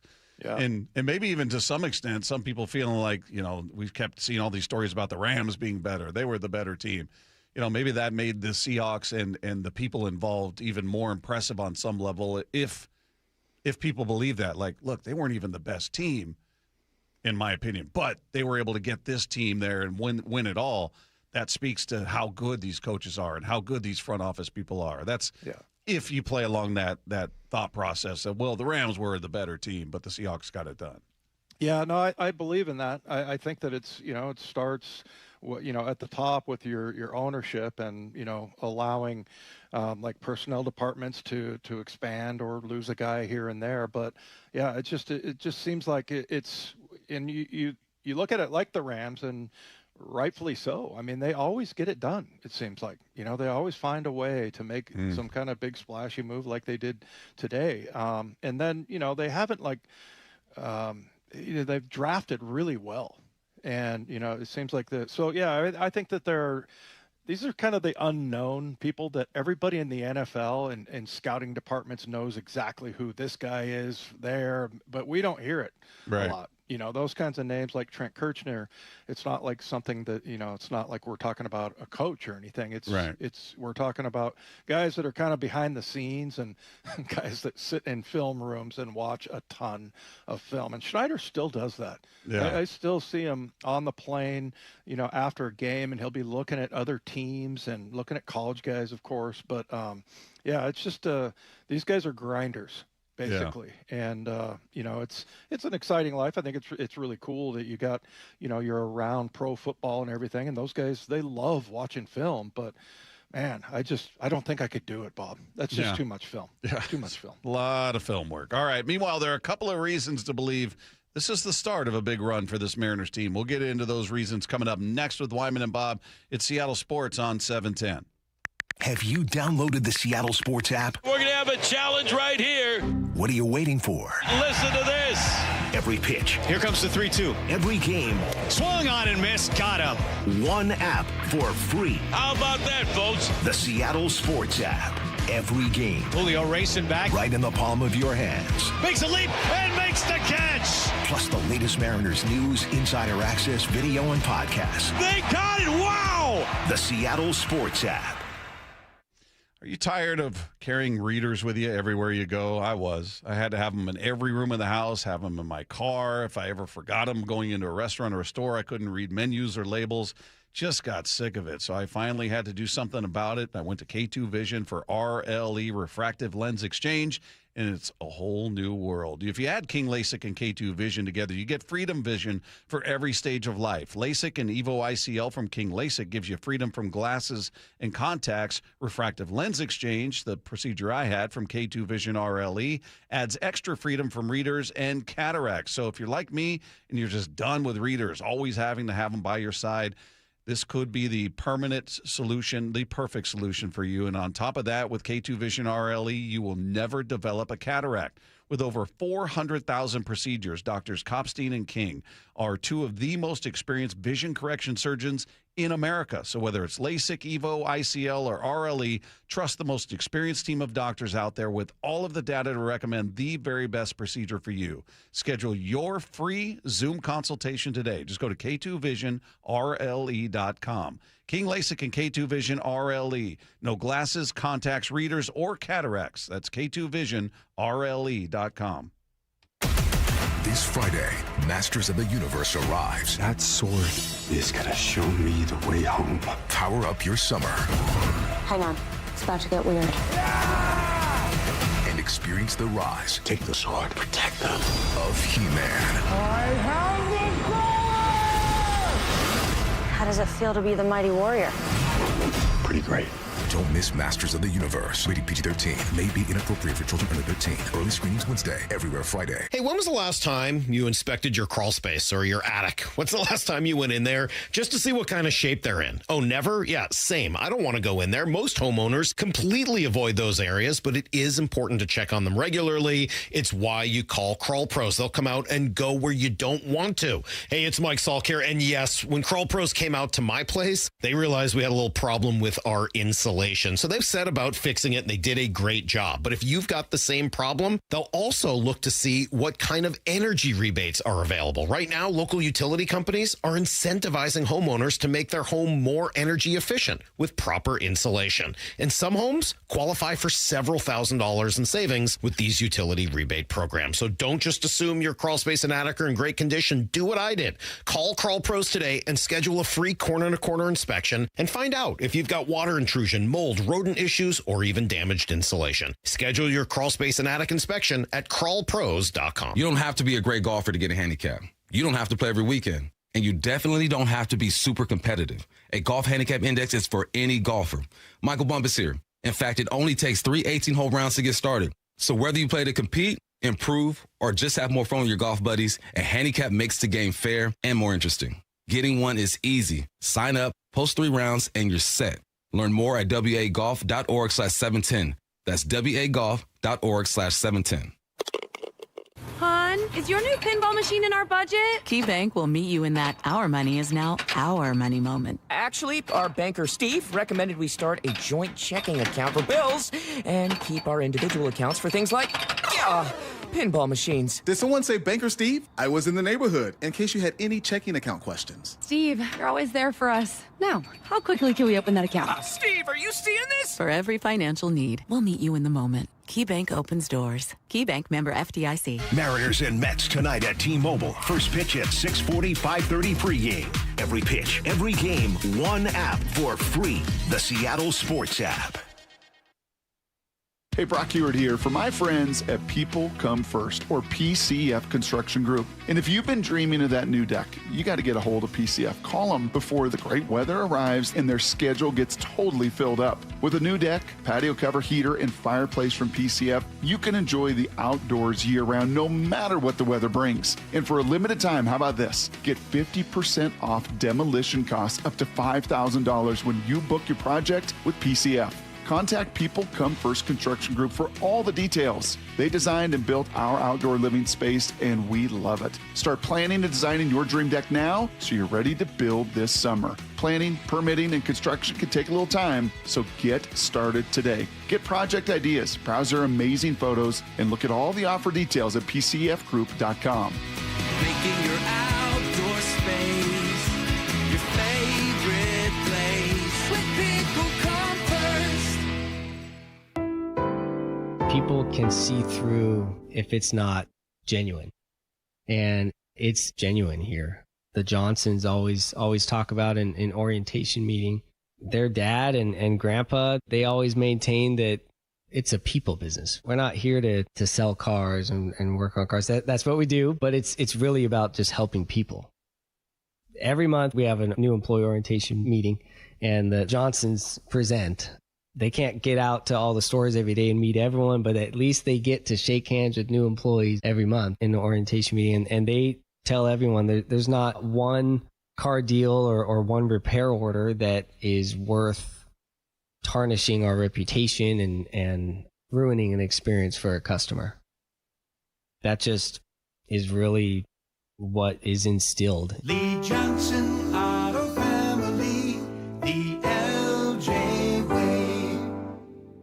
Wyman and Bob. From the Quantum Fiber Studio. Weekdays 2 to 7. On Seattle Sports and 97.3 FM HD2.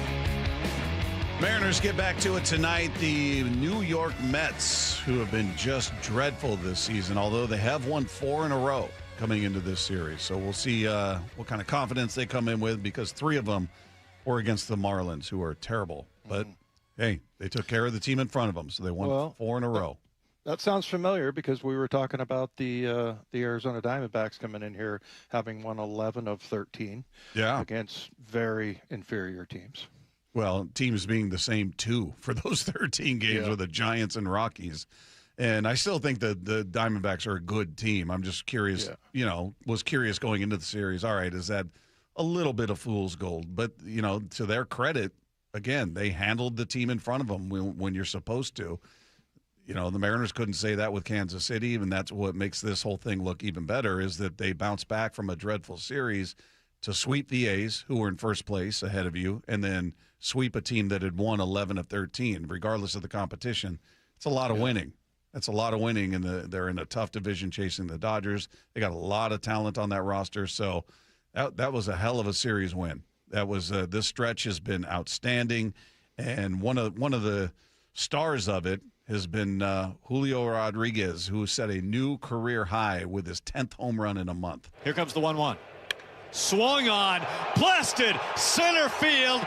It's got Carey. It is gone. Sail away, Julio. Dead center field, solo home run, 4-0 Mariners. Crushed it. He's just been hitting the ball hard, whether it leaves the yard or not. He's been on it. Oddly enough, yesterday everybody in the lineup had at least one hit, except for Julio. It was just a weird day for him, but look, he's been on an absolute tear. and he's off to the best start of his career. That's huge when you're missing Cal and you're missing Donovan, and you at one point you're missing some key arms in the bullpen, and Bryce Miller wasn't there. You need your stars, you need the faces of the franchise to really come through, and I would say he's been doing that in a very big way, albeit kind of quietly. Not a lot of conversation about it, considering how much conversation there was about him being a notoriously slow starter. Tons of conversation about that. Not a lot of people pointing to just how good a start he's off to. Yeah. No, I mean, if you would have told us before the season started that, you're going to have to rely on Julio in the first couple of months, or three, I mean, you would have said, well, they're in trouble, because that's just not who he is. But he's just really much more confident, and you don't see him chasing, you don't see him falling into the other side of the batter's box chasing pitches. He's just been on it, and as long as they can just keep him in it until the cavalry comes, and when you get some of your injured players back, particularly Cal and Donovan, and I feel like he has really stepped up big, and it couldn't have been better timing for him to find his way in the early parts of the season. Yeah, and I think, to me, it speaks to how deep this lineup truly is. The fact that they've been able to produce what they produced, especially during this stretch. You look at the number of runs they scored in the 6 games that they've won. They've scored 37 runs. They've allowed just 13 in this 6-game stretch. They've won 8 of 10, 6 in a row. They're piling up runs, and they're doing it without the luxury, the benefit of having Donovan, who had been off to a great start. Unfortunately, he's just been gone more than he's been there, but he was productive. Cal felt like he was starting to find it at times. It's kind of been a scuffle since the beginning of the season, but he's eventually going to find his stroke. He's going to be Cal, and just having that threat in the lineup is huge, even if he's not hot at the time. So, yeah, the fact that they're doing what they're doing offensively without those two guys and doing it against good competition on top of it says a lot about what this lineup, especially when they come back, what does it look like?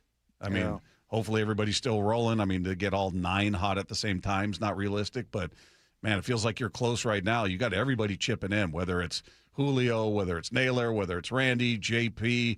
You get the guys at the bottom. You're getting Cole Young. You get Colt Emerson chipping in here, and that Rayleigh off to a tremendous start. I mean, you don't really have anybody you send up there at this point. At least I don't, where I look at it and go, all right. Probably Garver or Pareda at this point. I'm kind of going, I don't have a ton of expectation with this particular moment. But that's about it. Yeah, you look at every other position, everybody's chimed in. Yeah. Tom Canzone, Luke Rayleigh. I mean, yeah, and I just get the feeling. I was watching Ford versus Ferrari over the weekend, and I remember he gets out of the car and he's like, this car wants to go faster.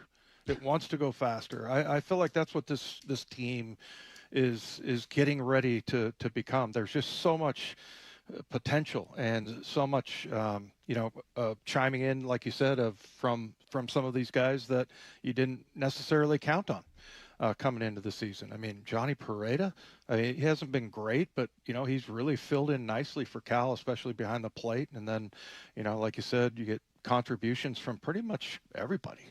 Yeah. And that's what got me so excited about Robles, too, is because, if you can get him more involved, and out on the base paths. He's just a energizer, So yeah, it's just I can't wait to see what's going to happen when, number one, they get this whole rotation thing, figured out. But then, also getting Cal and Donovan back. Those are huge. By the way, how many times have you watched that movie? About 7. You reference it a lot. I love that movie. I know you do. Love it. It's really good, and I think it won an Academy Award. But yeah, it just kind of reminded me of the Mariners. This is a team that just wants to take off, and every once in a while you get a little, somebody gets dinged up. You start off without Cal. He goes 0 for 38. You got the Donovan trade was just brilliant, and he started off that way, but then, all banged up there. So when they're hitting on all cylinders, man, it's going to be really interesting to watch this team. Yeah, and it's good to see them producing the way they are right now without those guys, because Lefko and I played a couple of cuts from Justin Hollander earlier in the show, and it doesn't sound like either are going to be back anytime real soon. So it's not like, hey, in this next series we're going to see him back. No, it's going to be Donovan. Sounds like even further away, but yeah, I don't expect to see either for weeks. That one concerns me, Donovan. Yeah. Yeah, I just, that part of, your body is just not easy to access. Well, and he's running on a weightless treadmill right now. He hasn't even gone into what they call baseball running. So you're talking about rehabbing it to the point where he feels comfortable running the bases, moving side to side in the field, and then there's the rehab starts to get him down. And the same will be true for Cal. He's taken some swings, but he's going to have to get some starts down in AAA or Everett or wherever is convenient. So, yeah, I feel like we're a ways away from both of them right now. So good to see the rest of the lineup, though, picking it up while they're gone. Meanwhile, we're going to get some firsthand insight on one of the most scrutinized positions on the Seahawks roster. Iowa O-line coach George Barnett is going to join us next with Wyman and Bob at Seattle Sports on 710.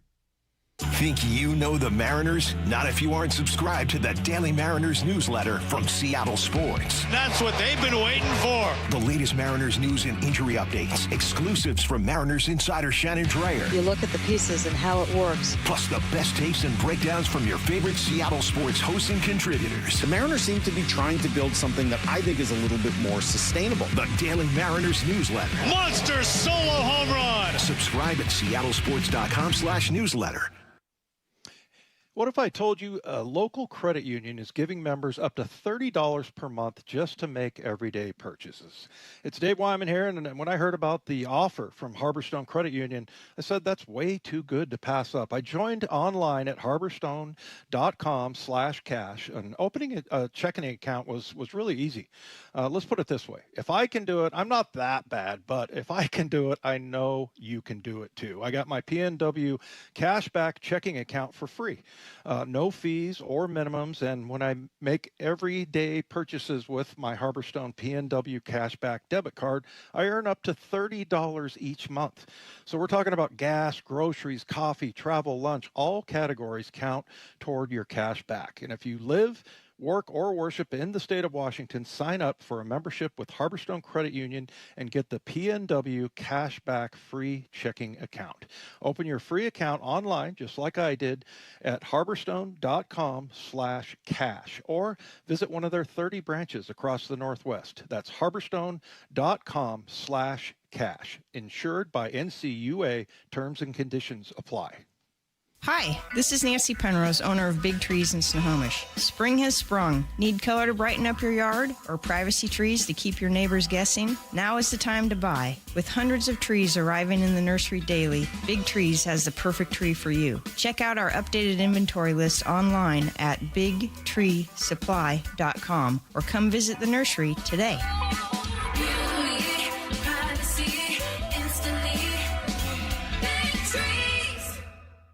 This is Rick Jones of Goldberg Jones Divorce for Men. As a family law attorney, I know firsthand the challenges and obstacles men face in divorce and custody matters. Our firm is committed to protecting what matters most, and we're on your team. Find us at goldbergjones.com. Olympic Hot Tub has terrific ways to achieve total wellness at home. Saltwater hot tubs, swim spas, saunas, and cold plunges, all waiting for you. See our current specials with exciting savings at olympichottub.com. Better you, better life. This is the story of the one who keeps multiple buildings running smoothly day after day. Plumbing that flows, HVAC that hums, cleaning supplies that keep surfaces sparkling. That's why she counts on Grainger. With easy reordering online and 24/7 support, Grainger helps her keep the products she needs on hand. So shelves stay stocked and buildings stay ready. Call 1-800-GRAINGER, click Grainger.com, or just stop by. Grainger, for the ones who get it done. Wesley Financial Group is not a law firm. I'm Chuck McDowell, founder of Wesley Financial Group. Did you buy a timeshare because they told you it was a great investment? That's a lie. Most timeshares can be bought online for $1. To find out what your timeshare is worth and to cancel it, Call us today and we'll send you our timeshare exit kit free with all your options for cancellation. Call Wesley for your free exit info guide. 800-771-1300. That's 800-771-1300. Now that Wendy's has these new biggie deals, everyone in the family can get what they're craving, from nugs to JBCs. The parental units can get an $8 biggie bundle, the eldest who think they're so grown can get a $6 biggie bag, and the little one who can do no wrong can get a $4 biggie bites. You know, assuming they have a credit card. No, I'm kidding. We take cash too. $4, $6, and $8 biggie deals for the whole family. Only at Wendy's. Price and participation may vary. Single items at regular price. Prices may be higher in Alaska, California, and Hawaii. Support comes from Amazon Business. You can't rely on guesswork to run your business. With Smart Business Buying, innovative AI tools optimize your purchasing experience, paired with delivery options built for business. Empower your team today. Learn more at amazonbusiness.com. Check engine or ABS light on? Take the guesswork out of your warning lights with O'Reilly Veriscan. It's free. Ask for O'Reilly Veriscan. O'Reilly Auto Parts. This is the story of the one who keeps multiple buildings running smoothly day after day. Plumbing that flows, HVAC that hums, cleaning supplies that keep surfaces sparkling. That's why she counts on Grainger. With easy reordering online and 24/7 support, Grainger helps her keep the products she needs on hand. So shelves stay stocked and buildings stay ready. Call 1-800-GRAINGER, click Grainger.com, or just stop by. Grainger, for the ones who get it done. Pump up the volume. Business moves fast. Orders roll in, deadlines close in. When you ship with USPS Ground Advantage, you can keep up with confidence. Every package stays in our secure network from dock to door. And with nationwide reach, dependable tracking, and upfront affordable pricing, you get built-in peace of mind. You run the business. We run the routes. Visit USPS.com/Ground Advantage to learn more. This is Seattle Sports. Streaming through the Seattle Sports app. KIRO AM Seattle. KIRO FM HD2 Tacoma. Home of the Seahawks, Mariners, and everything Seattle sports. Seattle Sports Snapshot. Mariners looking to keep the roll going as they've won 6 in a row, 8 of 10, and they now have a 2.5-game lead in the AL West, sitting atop that division. They welcome the New York Mets to town, who have been dreadful this year, although they have turned things around as of late, winning 4 in a row coming into this series. So we'll see whose streak gives first. Emerson Hancock taking the hill for your Seattle Mariners in this one, bringing in his 2.78 ERA.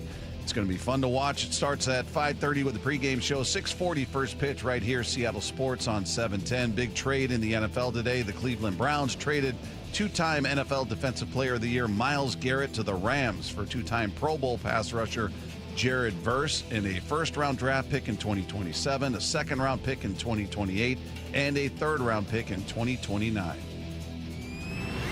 Snapshot, brought to you by Miller Lite. When it's game time, it's Miller time. This hour is serviced by the Lee Johnson Auto family. From the Quantum Fiber Studio, this is Wyman and Bob on Seattle Sports. Streaming live on the Seattle Sports app and at seattlesports.com. Now, here are your hosts, Dave Wyman and Bob Stelton. Well, the Seahawks wrapped up OTAs, and now we get a chance to look forward to mini camp and preseason, the regular season, with some new faces in the fold and a couple new old linemen, one not so new, one brand new, and talking about Bo Stevens out of Iowa. And we get a chance to speak to a man who's got up close and personal knowledge of Bo Stevens and Mason Richmond, for that matter. He is with us now talking football. We're talking about Iowa O-line coach George Barnett is here with us. How are you, sir? Doing great. Glad to be with you guys. Well, we appreciate you taking a few minutes with us, and everybody out here is we always get excited about the potential of new O-linemen, because to be the biggest complaint, biggest problem in the NFL is, these kids, they don't develop them for the NFL, and they're not ready for this level of football. And you guys had a number of O-linemen taken in this draft, and pretty much every draft you guys do that. But your center, Logan Jones, went in the second round. You had Jennings Dunker go in the third round, and then you had Bo Stevens in the fifth round. come here to the Seattle Seahawks, and we're looking for some insight on Bo Stevens. Is he give us your scouting report, if you will, on him for people that aren't aware of his game? Yeah, I think Bo's got a number of strengths. You know, the first thing that always stuck out about Bo, even as a young player, was his physicality and his willingness for contact. He just always seemed to like the action. And the other big thing with Bo that sticks out to me is just how smart he is, you know, off the field and football wise. He sees things almost like a center.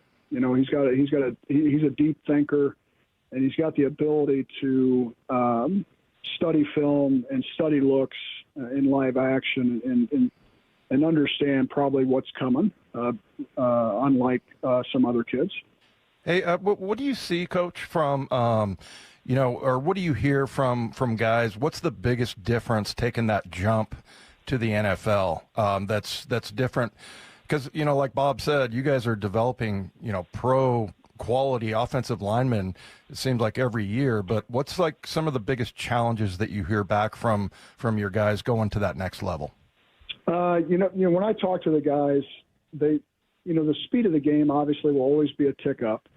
Other than that, it feels like I just get a lot of comments that they feel like they're at home. You know, it just feels like Iowa. And I think a lot of that is attributed to our head coach, Kirk Ferentz, and how he runs the program here, and just the culture and the work habits and the standard that we hold our guys to, and more importantly, they hold themselves to. And I think that just, over the years, not just offensive line, but other positions at Iowa, it just seems to translate well to the next level. But I think the biggest challenge is always going to be adapting to the speed of the game. Well, and is that what you see just sort of across the board when it comes to O-linemen coming out of college? Because, again, we always hear the complaint, this guy's not ready, that, it's just such a huge jump from what they were doing at whatever school, not even Iowa, but other schools. And then the NFL, you hear coaches talk about that. I mean, we've had coaches years ago saying, I've got just as good a chance of taking a D lineman and making them an O lineman at this level than I do drafting an O lineman, which I always thought was a bit of hyperbole, but I'm curious what your thoughts are on that. Well, I think what's getting lost in translation over the years as offenses are going a little faster and spreading things out a little bit more, I think the fundamental base of high school and college kids has decreased.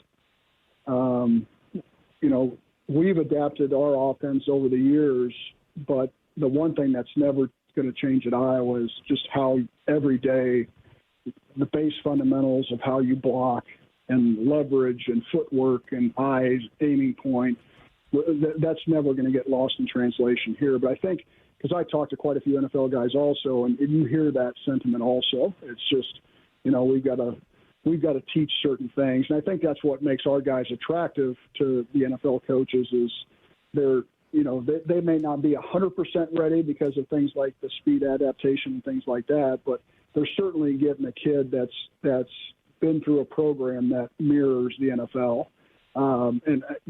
I'm not at all the other programs, but what I hear from NFL guys is maybe not every program's doing that. It's a little bit more of I'm not sure how to say it the right way, but it's probably a little bit more of play over fundamentals. The X's and O's over the fundamentals of the game, where I think here we're always going to keep the fundamentals and self-improvement at a premium, especially on the offensive line. Yeah, I'll bet the offensive line coaches in the NFL really appreciate that, because I totally agree with you. Tell us about Mason Richman. He was the guy that drafted in the 7th round, and we were out at OTAs, and I would say, you can't really tell until you get the pads on and start moving people off the line and that kind of thing. But Mason looked more sure of what he was doing, and that's very typical for a second-year guy, that you just look faster, you're playing with confidence. Tell us a little bit about Mason Richman, because he's kind of a good candidate. We have one position on our offensive line that's maybe a little bit questionable, and that's right guard. But tell us about Mason. Yeah, Mason's a kid that when I got here, he was a redshirt freshman starting at left tackle at Iowa. And we had some depth issues here that we we've got built back up a little bit. And but Mason had a lot put on his shoulders early, so much so that his redshirt sophomore year, because we had missed a couple classes before that. So when I came in, Mason was the first guy that I connected with of, hey, he thinks like me. He's a team guy. He's all in, smart as hell. So I knew right away, like, hey, he's good. This kid's got a chance to be an extension of the coach. And so as a sophomore, he was basically the leader of the room and did a tremendous job. He's one of the biggest reasons that the offensive line room got really going here in the last 3 years.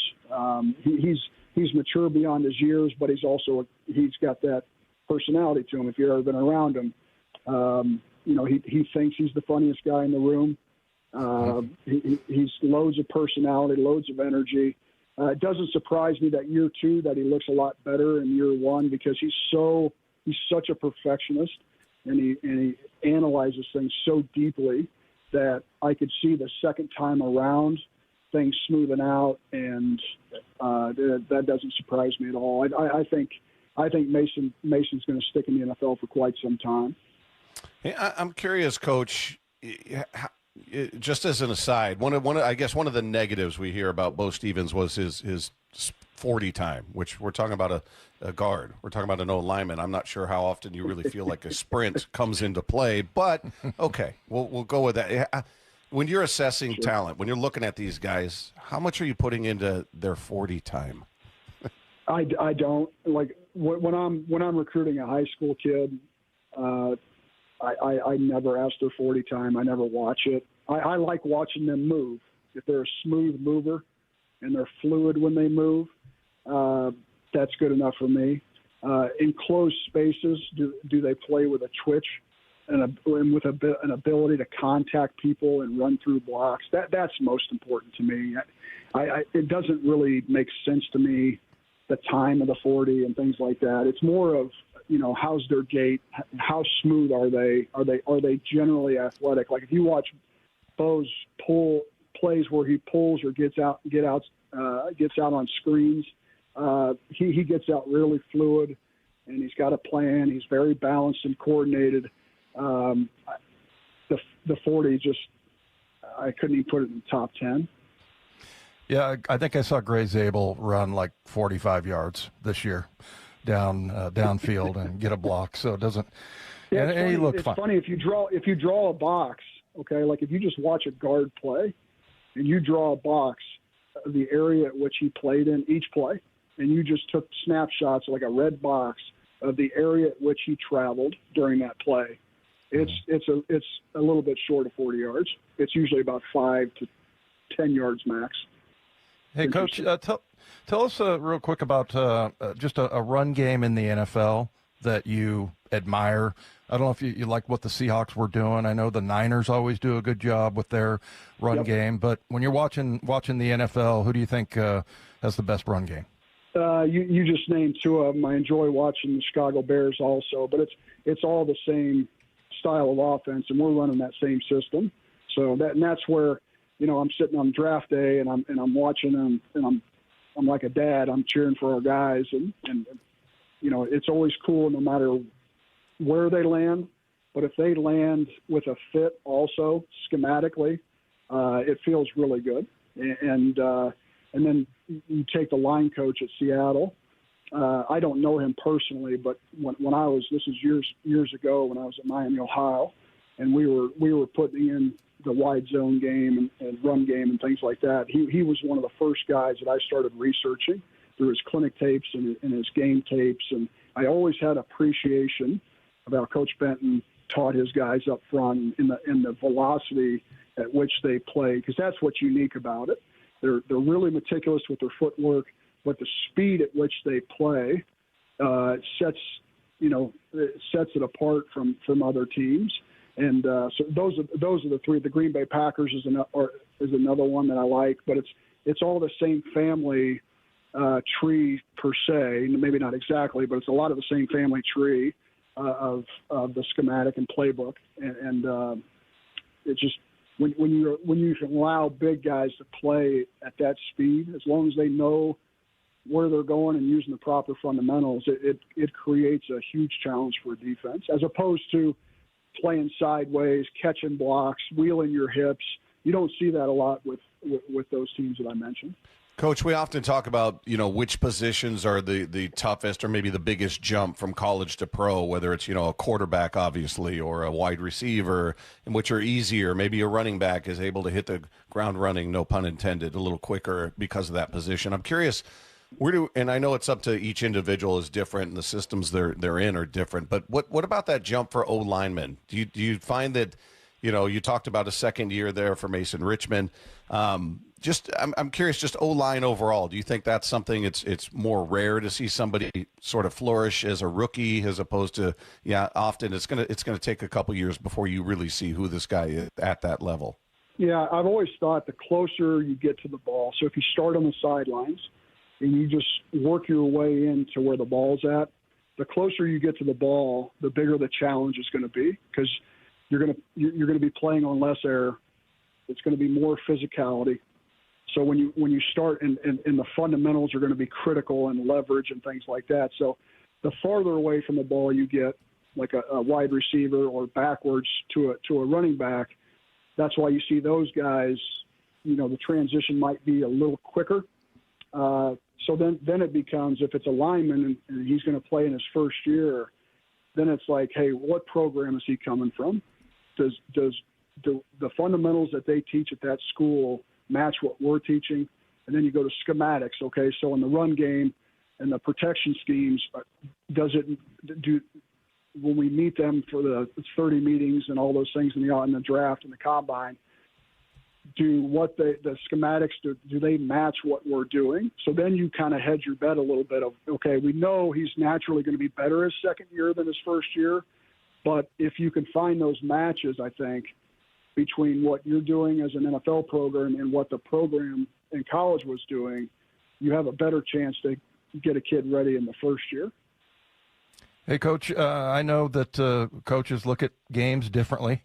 You're probably constantly, being a coach, but when you look at, and I don't know how much you got to look at Mike McDonald's defense, but other than having like 3 or 4 just monsters up on the defensive line, what do you see from that defense that Mike runs that is so hard to block and play against?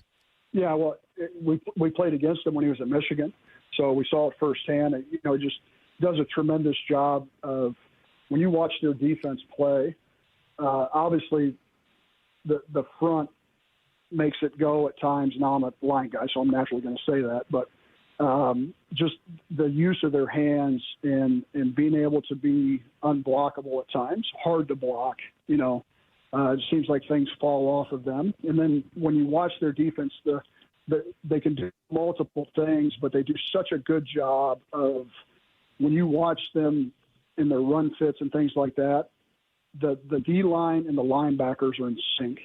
And that's the hardest thing to do, because you can have good linebackers that play really well or good D-line that plays really well. But the great defenses, they're always in sync. They're playing off of each other. They know exactly where the other guy's going to be. The linebackers know exactly where the D-line's going to be, so he knows how to play off of him, and then vice versa. And I think that's what they do such a great job of. Iowa O-line coach George Barnett has been our guest here with Wyman and Bob, Seattle Sports on 710. Coach, real pleasure to speak with you. We really appreciate you taking out the time for us. Thanks so much. Hey, yep, anytime. Have a great day, guys. There you go, George Barnett, offensive line coach of the Iowa Hawkeyes, spending a few minutes there talking about a couple of players that he's familiar with on the Seahawks roster and just his philosophy when it comes to O-line. So we'll see if somebody pushes Bradford. I know that's the one guy on the line everybody feels should be pushed, and we'll see if either of those guys are up to the task. But keep in mind, once again, as we remind everybody, you won a Super Bowl with Bradford, and he's in a contract year. So if he's lacking motivation or focus, I would assume that would create more motivation and focus for him moving forward. Yeah, I mean, it's all right there for him, really. And I don't know, man. I think if I had, it's not like he has a problem physically. You know, it's more of just like a focus. And I would think Mike Macdonald, more than almost any coach, would be able to get through to a guy like Anthony Bradford. So, yeah, you just want to get the best out of that guy because we've seen his upside. It's phenomenal. And I don't expect him to pancake guys on every single play, but he can. He has the ability to do that. I thought it was interesting what he said there about how, you know, the further out or the further in you get towards the ball, how much harder it is to the quickness. I mean, you're making split-second decisions. There's no room. Yeah. You know, it's like your helmets are like inches away from one another, and you know, you have to be able to make your mind think quickly. So, yeah, I don't know. I don't know that made me think more or less about whether or not Bo Stevens can push Anthony Bradford for that starting spot, but I don't know. We'll see. Sounds like he's a really intelligent guy, and you know, it's just a matter of getting in there. And got a chance to see him today. Saw him out there at practice, and he looked pretty good. But you know, you can always tell Bradford the rookies. or Stevens? Stevens. Oh, yeah, and you can always tell the younger guys. They just have. There's just a little bit of a hesitation. You know, it's like. They're just not playing free. They're not. You can tell that they're thinking too much and they're trying to take mechanical steps and not just kind of let it rip. So, but we're also still in shorts and jerseys. We're not pads. Well, and I hope he can push him, not because I think, oh, Bradford's the worst player I've ever seen, but I think iron sharpens iron. It's the old saying, and I think if he feels threatened or pushed, it's only going to do wonders for him. You would think it's going to make him focus that much more, work that much harder, and not that he hasn't worked, but you know, whatever the shortcomings of Bradford's game have been, and for whatever reasons, whether it's, you know, attention to detail, just lack of focus within the game, whatever it is, I would think the idea that, hey, I got this rook in here who's a 5th round pick, and all of a sudden it feels like a battle. Figure your pride would kick in and your ego would kick in and be like, I've been in this league for a few years now. This is my contract year. I'm not going to let this, you know, fresh-faced 5th rounder come in here and take my job. And you know, you hopefully would get that much better version of Anthony Bradford. That's what you would think, you know. I don't know. He certainly has kind of a laid-back way of looking at things. I mean, you know, we asked him about, you know, or I guess you asked that question, I think, Bob, about, you know, do you see some of the things that are going on the internet? And he was fine with it. He said some of it's kind of funny. So I don't know, man. Maybe he's not that kind of guy that gets motivated that way. Who knows? But I'm just thinking Mike Macdonald and John Benton, which it sounds like the coach there, George Barnett, has a lot of respect for, having coached against him. And so you would think that between those two, they'd be able to get it right. But I think this is going to be the first time in the NFL that he has the same offensive line coach 2 years in a row, because he's had different ones. So maybe that will be the secret sauce there. But, you know, I just don't – I wouldn't feel great about having to rely on a rookie 5th rounder to come in and run your offense. So hopefully that's the case. I think the one thing we know at this point is that, and it sounds like an obvious thing to say, but there's just so much pushback on Bradford. Mike Macdonald knows who gives him the best chance to win. He's going to put that guy in that spot. I don't think he's got any allegiance to Bradford or any sort of loyalty in a way that he would play him even if he's not the best option. He's going to go. He may love him. He may not. Like, I don't know how he feels about him personally, but if he thinks he gives him the best chance to win, he's going to be in that spot. And if it's Bo Stevens, then it's going to be Bo Stevens. But I think we need to, you know, I guess I'm speaking to those who just think, oh, they won in spite of Bradford. If he's there, that's because he's the best option they have. And Mike Macdonald knows that better than any of us could ever hope to. So if in the end it's a battle and Bradford comes out on top, he's your best option. Well, Mike Macdonald also would not only, you know, be able to make that decision, but he would make it quickly. Yeah. He doesn't sit around and let's wait till the end of the year and reevaluate this. So, yeah, I mean, it's do or die. And the other thing is, you're trying to put a new system in. Can't have people making mistakes and things like that. You got to minimize that part of it. So hopefully that will get home with AB. The Mariners, meanwhile, continue to tinker with their starting pitching. We'll break down what comes next in their plan. That is coming up next with Wyman and Bob at Seattle Sports on 710. Party time at T-Mobile Park in the sunshine. The M's are on a roll. On fire. They've won 6 in a row. They've really pitched well. They've hit well. Tonight, the homestand continues in the first of 3 against the Mets. Emerson Hancock takes the mound as the Mariners go for 7 straight wins. First pitch at 6:30, 5:30 pregame. Hang a star on that one, a thing of beauty. Go inside the Mariners' current surge at seattlesports.com. It's Dave Wyman here, and you've heard me talk about a local company for over a year now, Harley Exteriors. And I recently sat down with them, and I was really excited to hear about the many Seattle sports listeners they've worked with on window and door replacements. And Harley Exteriors has stepped up with a can't-miss offer. Listen to this, $450 off each new window, $1,000 off each patio door or entry door, 12-month and 18-month, no interest, no payment options, plus $200 off your final project total. And if that's not enough to get you started on your new project, I don't know what is. So do what I did. Schedule a consultation. Call 833-HARLEY, that's HARLEY, or just go to harleyexteriors.com.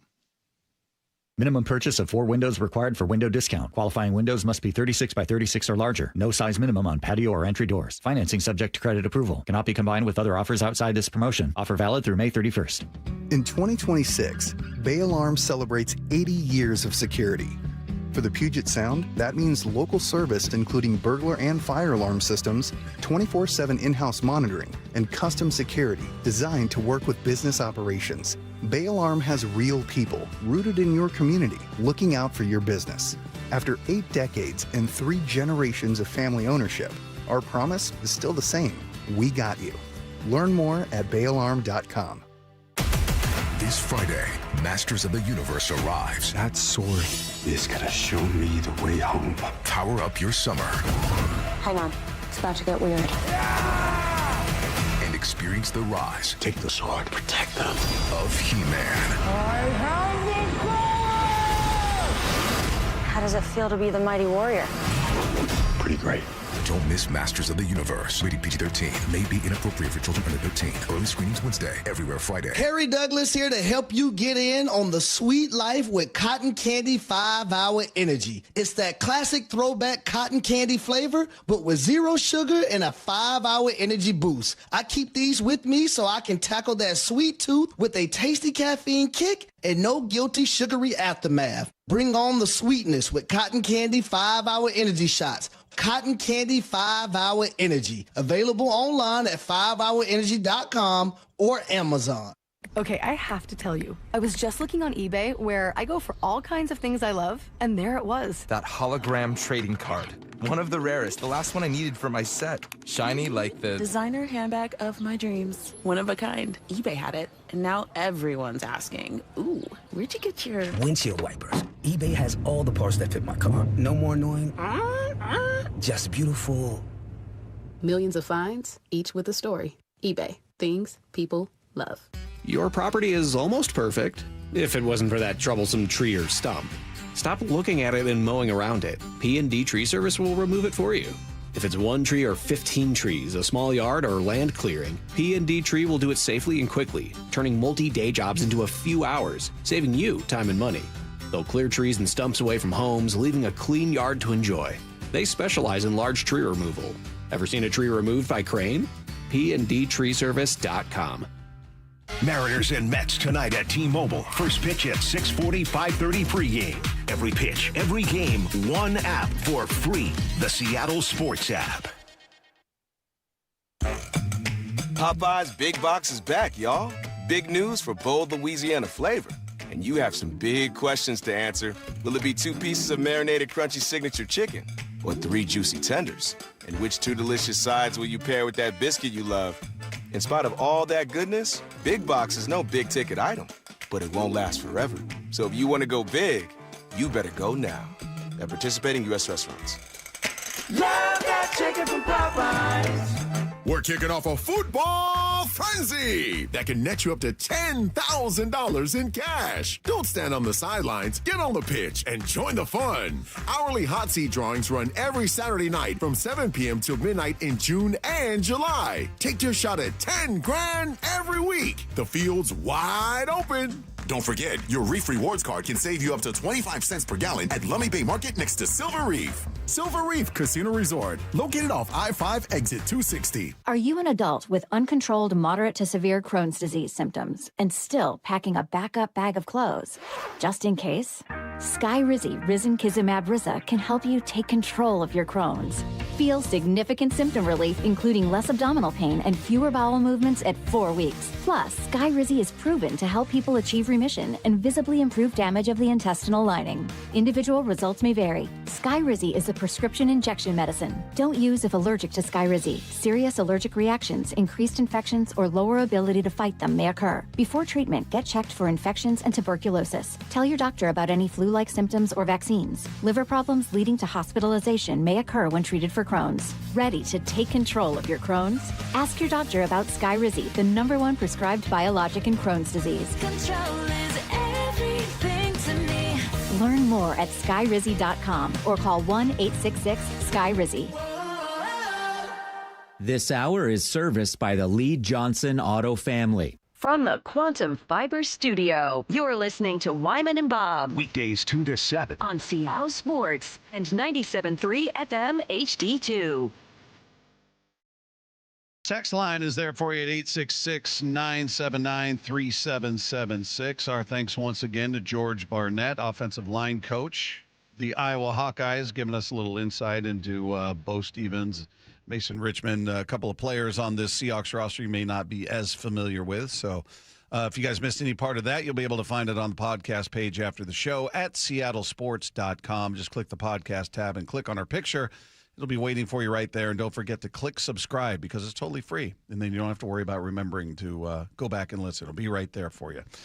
Meanwhile, Dave, the Mariners are, as we talked about with Ryan Rowland-Smith, another conversation that'll be on the podcast page after the show, tinkering with the lineup, or the rotation, I should say. Once again, they've been doing the piggybacking thing. It's statistically, it's worked out very well. We went over these numbers before you got here. 3 piggyback games, collectively a 1.61 ERA, 5 earned runs in 28 innings pitched, 33 strikeouts, 8 walks. Really good. Then you just look at individually, Bryce Miller in those 3 games. He's got 15 2/3 innings pitched, 2 earned runs. That works out to a 1.15 ERA, 17 strikeouts to 2 walks. Castillo, better than he's been all season. Not as good as Miller, but better than he's been all season. A 2.38 ERA, 3 earned runs in fewer innings, 11 1/3, 13 strikeouts, 6 walks. So, yeah, the walks I don't love, but look, it's when we're talking about who Castillo has been prior to this, he's somebody that when he took the hill, I was kind of wringing my hands a bit like, oh, geez, okay, what are we going to get? He just frankly was not having a good year beyond his first start of the season. So he specifically, I think, has really benefited from this because he can just cut it loose. He knows he's not going to go 6. He's not a guy who typically goes deep anyway, but I think just knowing I'm done after 4, maybe 5, what have you, or 70-some pitches, whatever the number is, you can sort of unload the tank in that setting and not have to worry about, well, if I'm rolling, I got to preserve myself. I got to I can maybe get us through 6 plus, 7, something along those lines. So maybe a little different mentality that suits him. And more importantly, the opposing lineup not seeing him for a third time. Yeah, no, it's a good point, and that's a lot of where it seems like he gets in trouble. But yeah, it's funny, just the image of him throwing his mitt in the dugout, and and then Bryce trying to kind of stumble through those post game comments and everything. That this has worked out tremendously well, and and I think. Remember, I think you were still in Italy, but when, he had the White Sox outing and Dan went and tried to go back out to the mound consecutively. And then, he messed that up and everything. It just seemed like everybody was like, oh, this is just total disarray, and yet it's worked out to be like this. And it just, the one guy I'm not a pitching expert, but Bryce Miller looks phenomenal to me. And, I just would love to see him, stretch it out a little bit further. Well, you're going to. I'm excited to see it. Yeah. It's going to be fantastic because he is just pitching his tail off right now. And, I would love to see that. And because I think maybe in a couple of months, we might look back and go, this could be the guy who we put it as your ace. Bryce Miller's just been fantastic since he's come back. So I'm really, really excited about seeing him. And it's just kind of funny that there was lots of concern and everything, and it did look like, oh, what the heck are they doing, this piggyback thing? And I've had so many people ask me about that because most people know about, typical baseball terminology. And there's been a lot of people that are like, what's with this piggyback thing? Yeah. Everybody in baseball, of course, knows about it. And Ryan Rowland-Smith told us that about, being in the minors and everything. But yeah, it seems like this big drama for something that worked out pretty well, for Dan. Yeah, it's worked out, but now you look at it and go, okay, they're going to go away from that and go to a 6-man rotation, which exposes each guy a little bit, right? They don't have the, I guess, what do you want to call it? A safety net of knowing you got the other starter coming in. You know, you got your bullpen, which has been solid, certainly, but, you're looking at these guys to get as deep as possible, whereas before you're like, all right, whatever their message was to them, you're going 5, you're going to go 4, you're going 4, you're going 5, whatever their message was. Now there's none of that. Now this is your start, big boy. Own it. Go out there, get as deep as you can, keep the team in the game. So I'm curious what you get from each one. I'm more confident in what we're going to get from Miller. I'm a little less confident in what we get from Castillo if he's seen a third time from that lineup. What kind of adjustments do they make? Does the velocity start to tick down? Some of the things we've seen in the past, some untimely home runs. What happens? Maybe this has rejuvenated him to a point. Maybe confidence-wise, it's had a positive impact, and we'll see that when he gets his own start because they are going to the 6-man rotation. When you look at their schedule, today's June 1st. They got 1 day off between today and June 14th. 1 day off. So they're basically playing every day. They get Thursday off this week. That's it until the 15th of June, which will be a Monday. That'll be their next day off. Yeah. So in that time, they're going to go to the 6-man. I don't know what the plan is beyond that, and I'm sure some of the performances will dictate what they do, depending on how Miller looks, how Castillo looks. But hypothetically, if they both look good in their individual starts, what do you do after this road trip when you start getting a few more breaks in there? Because then if you stay 6-man, that's going to be pushing guys back to where they're getting, 7 days of rest, 8 days of rest, depending on where their start falls in this calendar here. So, yeah, I'm going to be very curious to see, are they going to bounce back and forth between 6-man and piggyback? And because each time it disrupts the preparation for these guys, right? They're going to get used to a 6-man rotation. Okay, I'm going every 6 days now. Let me alter my side throwing. Let me alter my rehab. Let me alter everything I do between starts, pace it out, and then now we're going back to piggyback. And you're every 5th day. Just the back and forth. I'm wondering how much tolerance there is for that with the rotation. Yeah.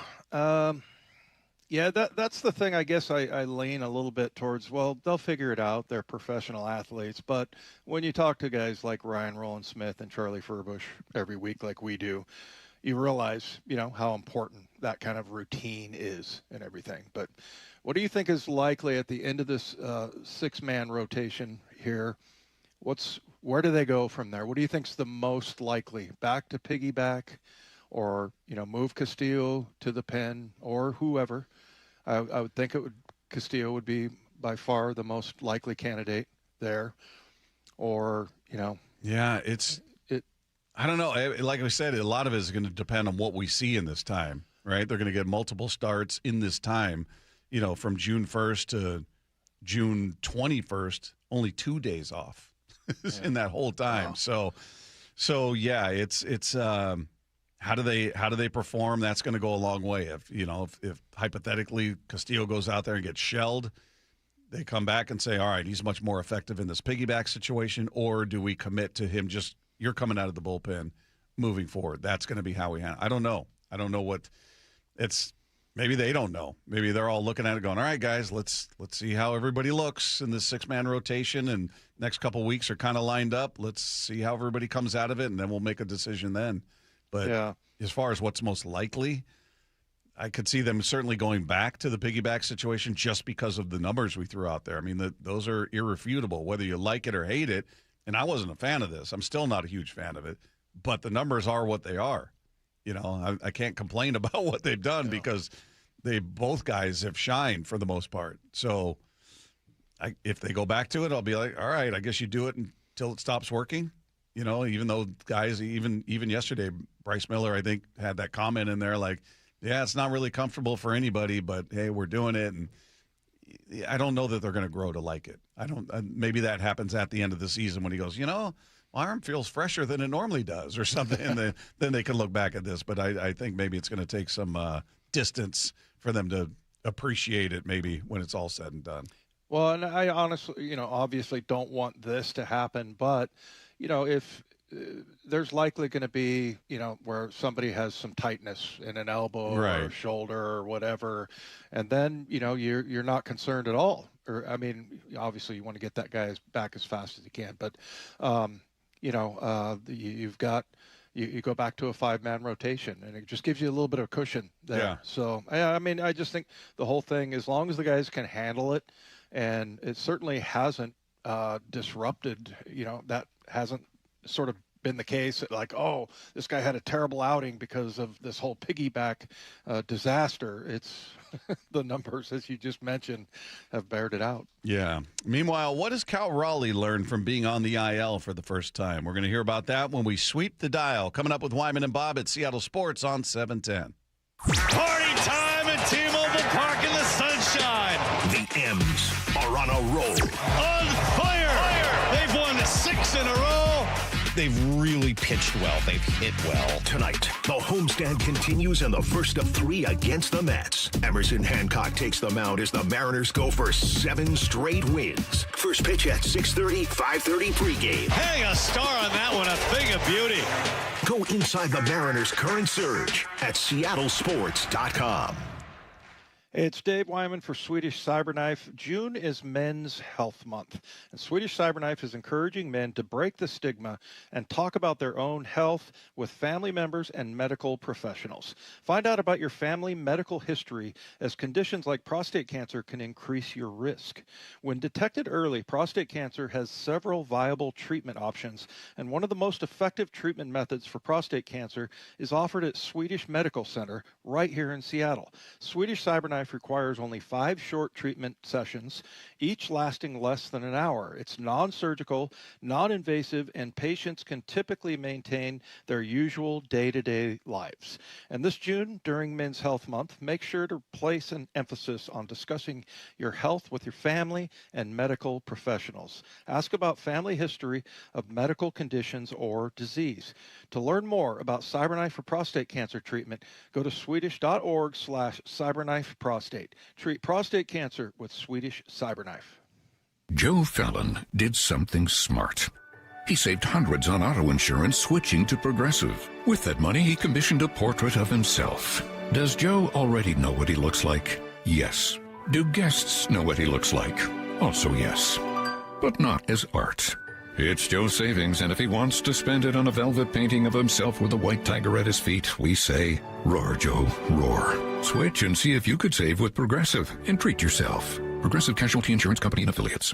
Wesley Financial Group is not a law firm. I'm Chuck McDowell, founder of Wesley Financial Group. Did you buy a timeshare because they told you it was a great investment? That's a lie. Most timeshares can be bought online for $1. To find out what your timeshare is worth and to cancel it, call us today and we'll send you our timeshare exit kit free with all your options for cancellation. Call Wesley for your free exit info guide. 800-771-1300. That's 800-771-1300. We all hear the radio ads about the IRS. They tell you to be afraid, to be scared, and they try to frighten you into calling. I'm not here to do that. Tax Relief Advocates is different. TRA is here to tell you that if you owe money to the IRS, whether it's $5,000, $50,000, or $500,000, we have a solution. It doesn't matter if you're sitting in your car, at work, or with your kids. No matter where you are, call now. 800-575-8157. Don't lose hope. TRA can eliminate or reduce what you owe to the IRS. Generous programs are now available that can give you a fresh start. Our passion is taxes and helping individuals fix their IRS problems. We have over 1,000 5-star reviews on Google and an A+ with the Better Business Bureau. You don't need to be afraid of the IRS any longer. End your tax nightmare today by visiting us online at TRA.com or call 800-575-8157. That's 800-575-8157. Tax Relief Advocates. Real solutions for real people. 1-877 Cars for Kids. KARS Cars for Kids. 1-877 Cars for Kids. Donate your car today. Call 877-CARS for Kids to reach a friendly live agent. Donation is super easy, and your car can be picked up as soon as tomorrow. Call us now or go to carsforkids.org. 7 Cars for Kids. Donate your car today. Did you know you can donate real estate too? Mariners and Mets tonight at T-Mobile. First pitch at 6:40, 5:30 pregame. Every pitch, every game, one app for free. The Seattle Sports app. We meet by accident, fixing every last bit. Accurate Auto Body. If you've been in an auto accident, you have the right to take your vehicle to any repair facility. Accurate Auto Body has been family owned and operated since 1994, and they work for you, not your insurance company. Your insurance company may not love them, but you will, because We meet by accident, fixing every last bit. Accurate Auto Body. Hey, you mind keeping it down up there, please? KeyBank will meet you in that I need new neighbors moment. Rick, it's your mortgage loan officer, Beth. I was in the neighborhood and wanted to let you know your home loan application's been approved. Beth, you're always there for me, and not a moment too soon. Are your neighbors bowling with grand pianos again? And apparently raising livestock? Ew. For every financial need, we'll meet you in the moment. KeyBank opens doors. Equal housing lender. NMLS number 399797. This is for all you guys on Viagra. ED pills are no longer needed. The brutal side effects like 4-hour headaches, blurred vision, and that flush feeling can all be put behind you with our treatment. Here at West Coast Men's Health, we have a better approach to ED. Acoustic wave therapy creates blood flow circulation by safely removing the plaque in your arteries and restoring function naturally. Guys, let me be clear. Pills will never fix your problem. Our equipment is the latest technology, and our medical staff is the best in the industry. So give West Coast Men's Health a call today. Speak with our clinic manager. Ask him any question you like, how it works, the science behind it, and even the cost. If you suffer from ED or Peyronie's disease, give West Coast Men's Health a call today. In addition to treating ED and Peyronie's disease, we now offer testosterone replacement therapy. With clinics in Redmond and Tacoma, call 206-519-6541. 206-519-6541. Online at westcoastmenshealth.com. Scanning the airwaves for the most interesting and entertaining stories of the day. Sweeping the dial. Every afternoon at 4:45 with Wyman and Bob. Presented by Silver Reef Casino Resort. Well, Cal Raleigh flew back into town on Saturday, and he spoke with the media while he was here on Saturday about the unique aspect of not playing in games. It's got to be tough, and what he's learned from having to just sit and kind of watch. You notice a few more things that you don't really notice when you're in it. Sometimes you're so close that you don't see certain things, or it just takes a while to notice things like that. But yeah, like I said, it has been a different kind of perspective. Realizing how much I miss it, how much I enjoy playing the game and being with the guys. It was very eye-opening, and makes me never want to go back on the IL again. So. Yeah, I'm sure that's probably true for everybody when they're out for the very first time, right? That's his first time on the IL and being away from team. I mean, he's in a different state. They're up here doing their thing. They're on the road doing their thing, and he's there in Arizona with trainers and rehabbing and getting treatment and, probably small little baby steps. That's got to be wildly frustrating. It's terrible. Also, and look, I was still around the team during my injuries. I guess I'm kind of the king of injury information here, but it just sucks because you don't feel like you're part of the team, even if you're there. Yeah. And so for Cal, I mean, being all the way down in Arizona, I think he has a house down there, though, right? So I believe so, but still, you're still. Yeah. I don't know who's down there with him. If I don't know if Brendan Donovan is there. Maybe they're hanging out and commiserating, talking about what this is like and what they're going through. But even with that, even having company, it would still stink. Yeah, it's terrible. It's the worst, and so frustrating. You want to be playing, and so yeah. I mean, again, I think the thing for me was like you lose that connectivity with your, and that's what the Seahawks talk about all the time, and how connected they are, and that's the part that really suffers. Sweeping the dial. Well, we got plenty of insight from all the NFL talking heads today about this Myles Garrett trade. Seismic news that shook up the NFL this morning. Tom Pelissero of NFL Network was on the Rich Eisen show, and he was explaining how it was a month-long process between these two teams and how it finally got done today. They've been talking since right after the draft. The Browns had said throughout the offseason that they did not intend to trade Myles Garrett, but it never sounded as firm as it was a year ago when they were flatly refusing to even engage here. So there really was not another team that emerged through the process. I would say about 72 hours ago, it seemed like this deal was going to get done. The Browns were not going to do it unless they got Jared Verse as part of the deal. He's a two-time Pro Bowler who's under team control for several more years at a relatively cheap rate, which allows them to get younger at a core position, get a Pro Bowl caliber player who's not making as much money as Myles Garrett. And then in addition to that, they get a 2027 first rounder, a 2028 second rounder, and a 2029 third rounder. So extra day two compensation in 28 and 29, an extra first in 2027, highly regarded draft, particularly for quarterbacks. And now the Browns, who are rolling into 2026 with Shedeur Sanders and Deshaun Watson, potentially are going to have the ammunition to go and get one in 2027. Remember the clip we had of Todd Monken, the head coach, saying, "No, I haven't talked to Myles Garrett." Now all of a sudden it kind of makes sense, and maybe they were, I don't know, that was probably a week ago or so, but maybe they were already trying to put that together. Jared Verse is a really good player. I'm not saying he's as good as Myles Garrett, but I think that's really.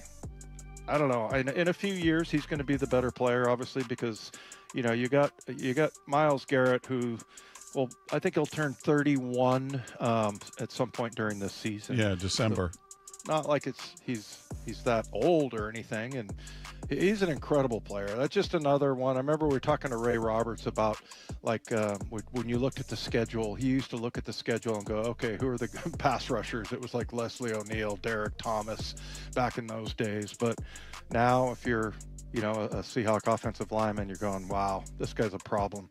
I remember the last time we played him, real quick, Bob, he was in like a 4-point stance on a field goal block, and he hopped over the top of the center and then blocked the kick. I mean, he's just an incredible athlete. Yeah, I was, Lefko and I were talking about it this morning, and I was saying that I just hope this is where he gets old. His numbers don't say that. It's just I'm grasping, because you look at the extreme nature of consistency with him and availability. I mean, outside of his first couple years, he played 11 games his rookie year, which coincidentally is the only year he's had single-digit sacks. He's had double-digit sacks every year of his career. Then he played 16. Then he only played 10 games in 2019, but he still had 10 sacks in 10 games. And then he played 14 games the next year in 2020, had 12 sacks. And then every year since, he's played 17, 16, 16, 17, 17. So he's 23 sacks. He's out there. Yeah, 23 sacks last year. It doubled. I mean, years of 16, 16, 14, 14. I mean, he's ridiculous. I'm just hoping this is where age kicks in. I don't know. It doesn't. The numbers don't say that, but the number attached to his birthday does. So maybe this will be the magic year where he takes a step back. Sweeping the dial. Well, it was a really nice weekend for the Mariners. We know that. They had the sweep over the Diamondbacks. And I think everyone at the game on Saturday probably enjoyed this as well, because the Mariners put this call up on the video board during an inning break. The Spurs win Game 7 and eliminate the Thunder. Jalen Williams got to jack one up. Got to be somebody. It's Wallace again. Off on the three. Shaq Penny the rebound. 8 seconds left. Fox has it. Ahead to Vassell, who goes in for the dunk. And the San Antonio Spurs have done it. There will be a new champion in the NBA. A new era has dawned. It's Wemby's West. The Spurs are going to the NBA Final. How about that? Spurs and the Knicks. I think it's 1999. Yeah. Unbelievable. Wemby averaged 27 points in that series. And he was like 90% from the free throw line. That guy he is very interesting to watch. Yeah, he's 7'4" out there, and My just God, watching him just go to town. I mean, yeah, averaged 23.2 points, 10.8 rebounds for the season. His postseason averages to this point. I mean, it's just. I was just looking at the series against OKC, but yeah, he's averaged 27. Watching this 7'4" guy pull up, shoot threes. He blocks shots. He's a freak of nature. I guess that means that card that he sold that sold for $5 million was worth it. First, I thought you said car, and I was like, well, yeah, that would be maybe worth it. Card singular. You gotta be kidding me. One card sold for $5.1 million. So yeah, there you go. Unbelievable. All right, coming up, we'll dive into what stood out from the weekend and how the Myles Garrett trade impacts the Seahawks. All of that coming your way next with Wyman and Bob at Seattle Sports on 710. Party time at T-Mobile Park in the sunshine. The M's are on a roll. On fire. They've won 6 in a row. They've really pitched well. They've hit well. Tonight, the homestand continues in the first of 3 against the Mets. Emerson Hancock takes the mound as the Mariners go for 7 straight wins. First pitch at 6:30, 5:30 pregame. Hang a star on that one, a thing of beauty. Go inside the Mariners' current surge at seattlesports.com. Are you somebody that's been dealing with chronic pain in a joint somewhere? You've been going through the rehab, maybe physical therapy, what have you, and you're looking at surgery, even joint replacement, something along those lines? Well, before you do that, hit the pause button here for a minute, because you got to go see Dr. Mark Wagner, MD, at Seattle Sports and Regenerative Medicine. I was there. I thought I was looking at surgery on my hip. It had been problematic for years after 14 years of jiu-jitsu and the sparring and just beating the daylights out of my body. I had multiple issues going on there, and I was going through physical therapy, getting steroid injections. It just wasn't working. Thought I was going to have to undergo the knife, and then I went to go see Dr. Mark Wagner based on Dave Wyman and all the testimonials that he was talking about out there. And he took a look at my imaging and said, I can help you. I can help you. And boy, did he ever. It is an absolute game changer. And I'd heard everybody raving about the 90-minute outpatient stem cell procedure with Dr. Wagner, and it lived up to expectations. He is the most experienced in the Northwest. He's a board-certified physician with over 30 years of experience performing more than 20,000 stem cell procedures, and he only uses your own stem cells to regenerate cartilage in your own joints. So people with severe osteoarthritis, even bone-on-bone, get back to doing what they enjoy doing without pain and without surgery. So whether it's a hip like I had, a shoulder, elbow, ankle, wrist, knee, whatever it is, before you choose surgery, go see Dr. Mark Wagner first.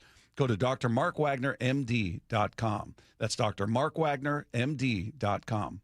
Endless hours of research, seeking referrals, dozens of calls. Hiring the right attorney can be a challenging process during an already difficult time. J.P. Pendergast with Pendergast Law explains. In Washington State, Tom, there are thousands of attorneys to choose from. Referrals and online research can be helpful, but discovering the right attorney requires a conversation. It can be hard to identify integrity and authenticity without that interaction. So, what do you recommend? We encourage anyone looking for personal injury representation to call for a free consultation with our team before making a decision simply based on referrals or online research. Accident victims need an attorney that listens, demonstrates honesty, and is genuinely understanding of their unique circumstances. The care, attention, and preparation that our firm provides throughout the case mirrors the effort involved when taking on the insurance companies. Save time and avoid mistakes after an injury. Contact the caring and compassionate team at Pendergast Law. If you or a loved one has been injured in a car accident, call Pendergast Law. We can help. When you own your own business, you own every decision.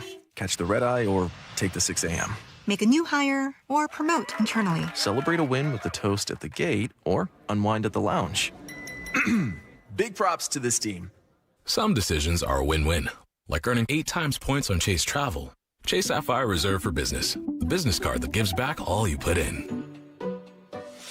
Visit chase.com/reserve business to learn more. Cards issued by JPMorgan Chase Bank, N.A. member FDIC, subject to credit approval. Terms apply. Step inside and let the excitement take you places. This is Muckleshoot Casino Resort, the ultimate spot for action that reaches incredible heights, luxury that knows no bounds, and live entertainment that always thrills. It's all at one incredible destination. So when you look for the best, look nowhere else. Muckleshoot Casino Resort, the biggest and best in the Northwest. Muckleshoot.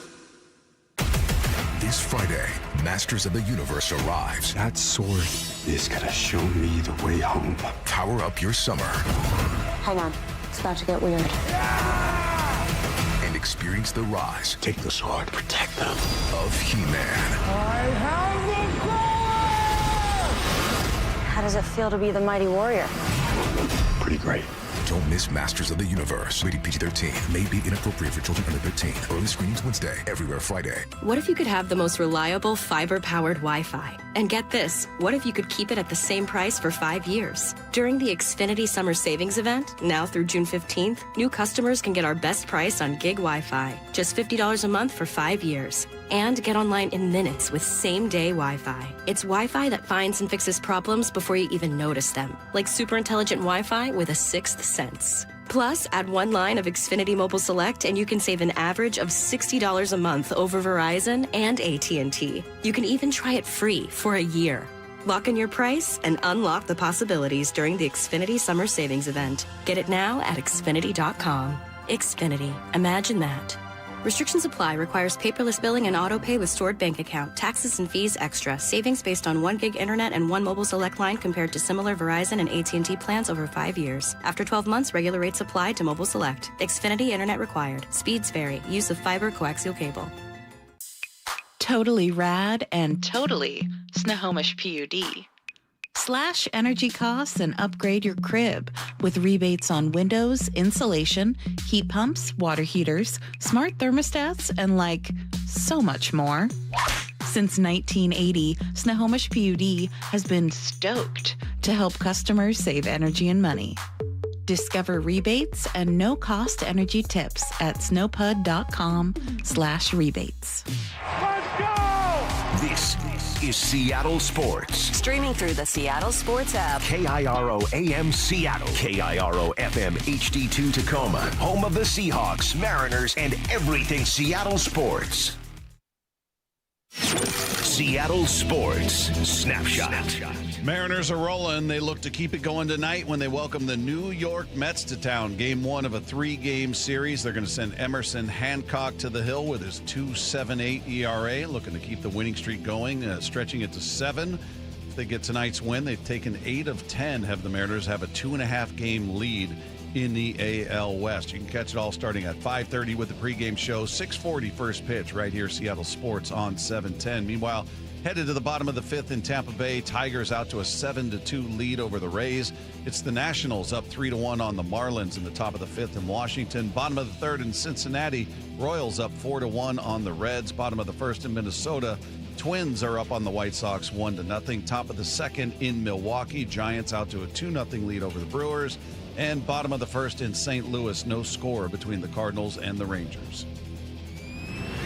Snapshot brought to you by Miller Lite. When it's game time, it's Miller time. From the Quantum Fiber Studio, this is Wyman and Bob. On Seattle Sports. Streaming live on the Seattle Sports app and at seattlesports.com. Now, here are your hosts, Dave Wyman and Bob Stelton.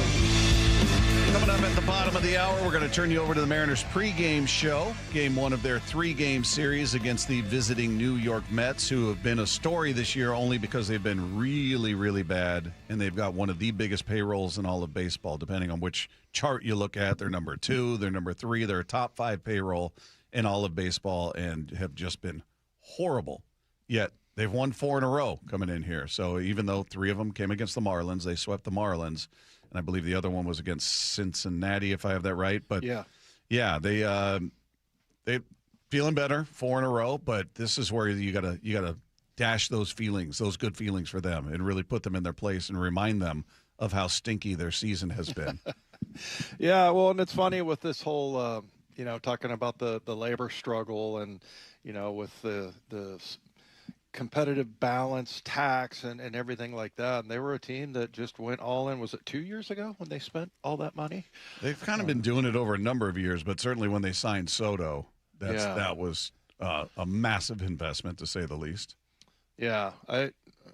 How pissed are you if you're that owner that's throwing all that money into that, and it's not translating? $382 million payroll, according to Spotrac. Number 2, Dodgers are at $421 million. I'm just rounding down here. Almost 422. But the number 2, the New York Mets, followed by the Yankees, the Phillies, and the Blue Jays are your top 5. Yeah. But the Mets, second biggest payroll in all of baseball, and they've just been a disaster. Yeah, that's one of the more shocking numbers. Like, I see these big contracts like, JSN, $168 million, that's pretty shocking. But the most shocking number I think I've seen in a while is if they have a ceiling. What did they put it at, Bob? Like 171?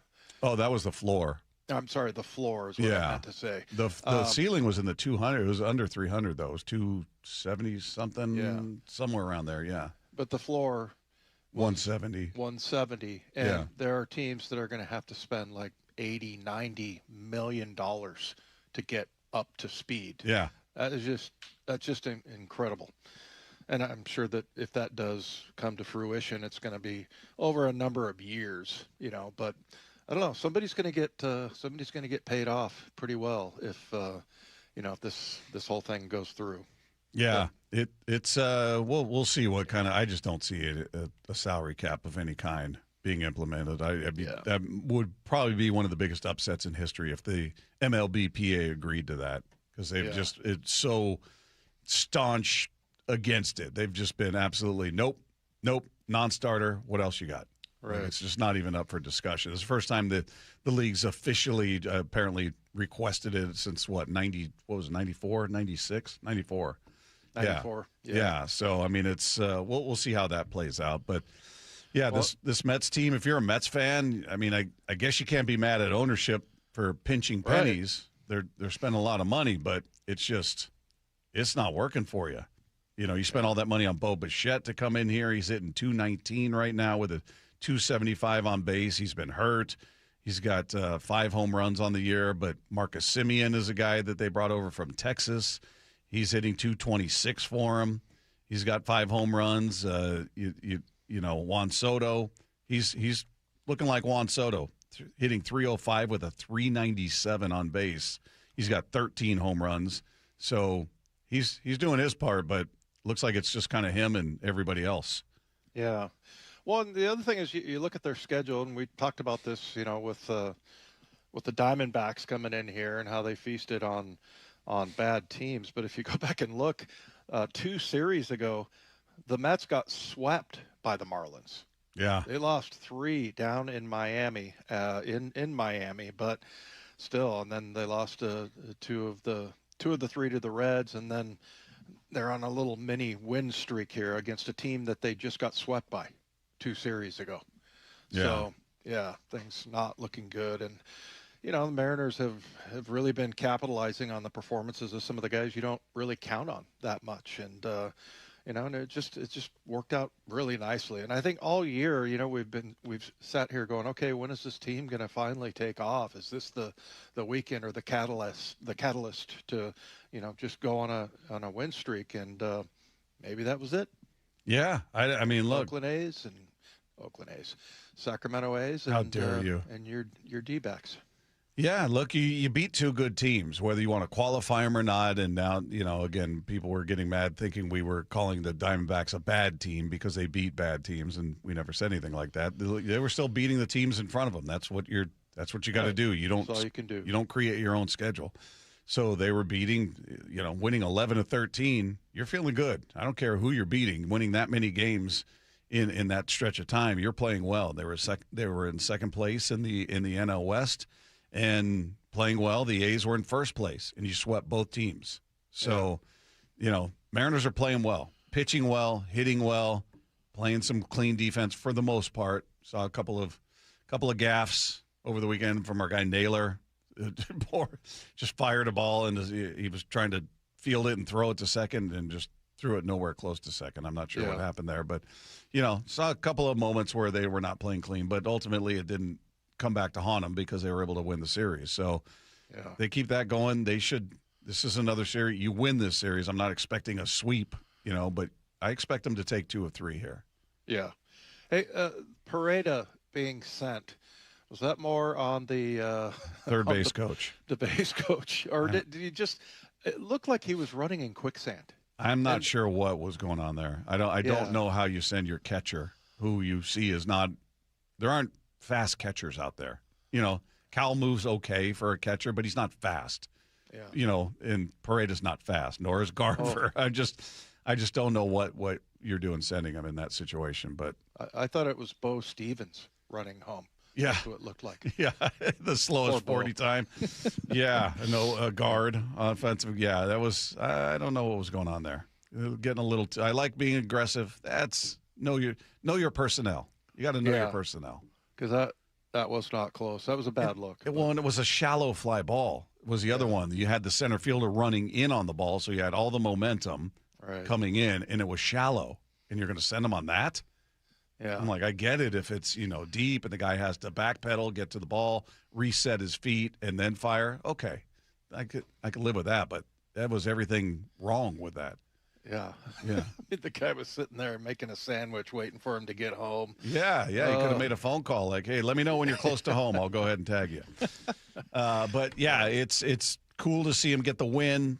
I'm curious and I still get it every night when things don't go right. Dan's terrible. He doesn't know what he's doing. He's awful. Fire him. We see it on the text line. Should he get a little credit with the way this team bounced back after that series in Kansas City, which was dreadful and nobody felt good? And you're going, great. Here's the first place A's who are feeling good. You're going to play them in that little bandbox out there, and you go through and sweep them. And then, all right, great. Now you got a team that's won 11-13. Playing in a tough division in the NL West. Here come the Diamondbacks loaded with talent, and you just hammer them. You win 6 in a row. So does he get a little love here? Do we give him some credit at least for the way they just mentally were able to just wash away Kansas City and take care of business in front of them? No, you don't give Dan any credit whatsoever. Right. Nobody ever does. I mean, if we're going to give him blame when they lose.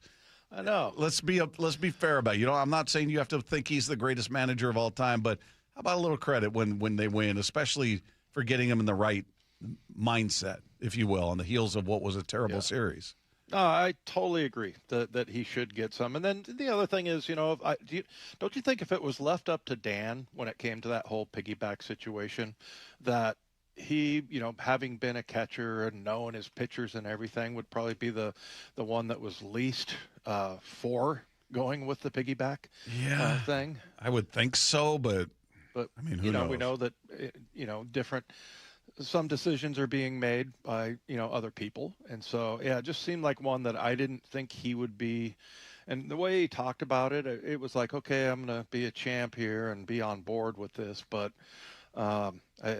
But it's worked out. It's worked out for whoever, came up with it. But yeah, I think Dan gets, like you said, he doesn't get any of the credit. It's always, just if he makes a mistake, then they're going to let him have it. Yeah. Yeah. So I give him credit for just getting them in the right frame of mind to just, hey, forget about what happened against the Royals. We got business in front of us. We got to, we're on the road here. Let's get this done. And they did it. And look, this is an important series because you don't want to undo what you just did, right? Yeah. If you lose this series, obviously that takes away from what you just did in a really negative way. So this is kind of a no excuse series. I look at this, you don't have any reason not to take 2 of 3. If they lose tonight, okay, take the next 2. I don't care which 2, just get at least 2 of these. Yeah. Yeah, no, I mean, it's been amazing to me. The thing I think I appreciated the most over the weekend, and what stood out the most was just how you got contributions from all kinds of different players and players you didn't really expect. Yeah. So it's been good to see that lineup do what they've been able to do without two big bats in the lineup. So that's huge, and it just makes you sort of daydream, weeks, whether it's a month, whatever it is, before you see those two guys come back. But that's a deep lineup when they're in there. Yeah, you get Donovan and Cal hitting the way they're capable of, and you insert them into that lineup. That's a 1 through 9 that's going to be a real problem. Meanwhile, you were out there today at Seahawks practice. What was did you have a big takeaway from either what you saw or conversations you had with Mike McDonald, or who'd you speak with out there? Yeah, we didn't get a chance to talk to Mike, unfortunately, but we did get a chance to. It was kind of cool being out on the field because he was talking. We were able to hear him talk to the team. We were kind of standing nearby, and boy, he is very dedicated to messaging and saying things the right way. And he was, given this whole talk to the team about how, you can't play, you can't play back too far away for these, just trying to get through all of these OTAs without getting any, injuries or anything like that. Because there was a couple of times where people were colliding and everything, and he was just talking about, taking care of your, the guy on the other side of the ball. And then he had this whole philosophical discussion about, playing up to the line, but not past it. And yeah, it was interesting. And it just, he really is very, like, he has this run it forward thing instead of, saying run it back. Yeah. And, he's just very specific on what he wants to convey to his team. I would say that, one of the things, too, that you look at this team, and there's a lot of depth there, really. I mean, you've got I was watching, Bud Clark was just flying around the field, and he actually got a couple of times where he could have either had a big hit or possibly picked off a pass. He did tip away a couple of passes that I saw, so Bud Clark is playing fast, and he's playing all over the field, and it looks like he could be a ball hawk. Was he chirping? Was he talking? Yeah, I couldn't really hear him. The only one I heard was Spoon, of course. Yeah. Spoon was telling the guys to get back and, not go over the line because they were all taking a knee. But yeah, it was kind of cool to be up close and, hear some of the calls and things like that. But yeah, you just look at every team and, how dedicated they are to the learning part of it and doing it on the field. I remember that was one of the things that when Mike first got here, there was like an extra 20 minutes a day or something on the field, 20 or 25 minutes. And so Pete was always about get reps and then go look at it on film upstairs and we'll correct things later. Let's just get as many reps as we can, which I understand that. I think that's also sound. But what Mike does and his coaches is they coach on the field.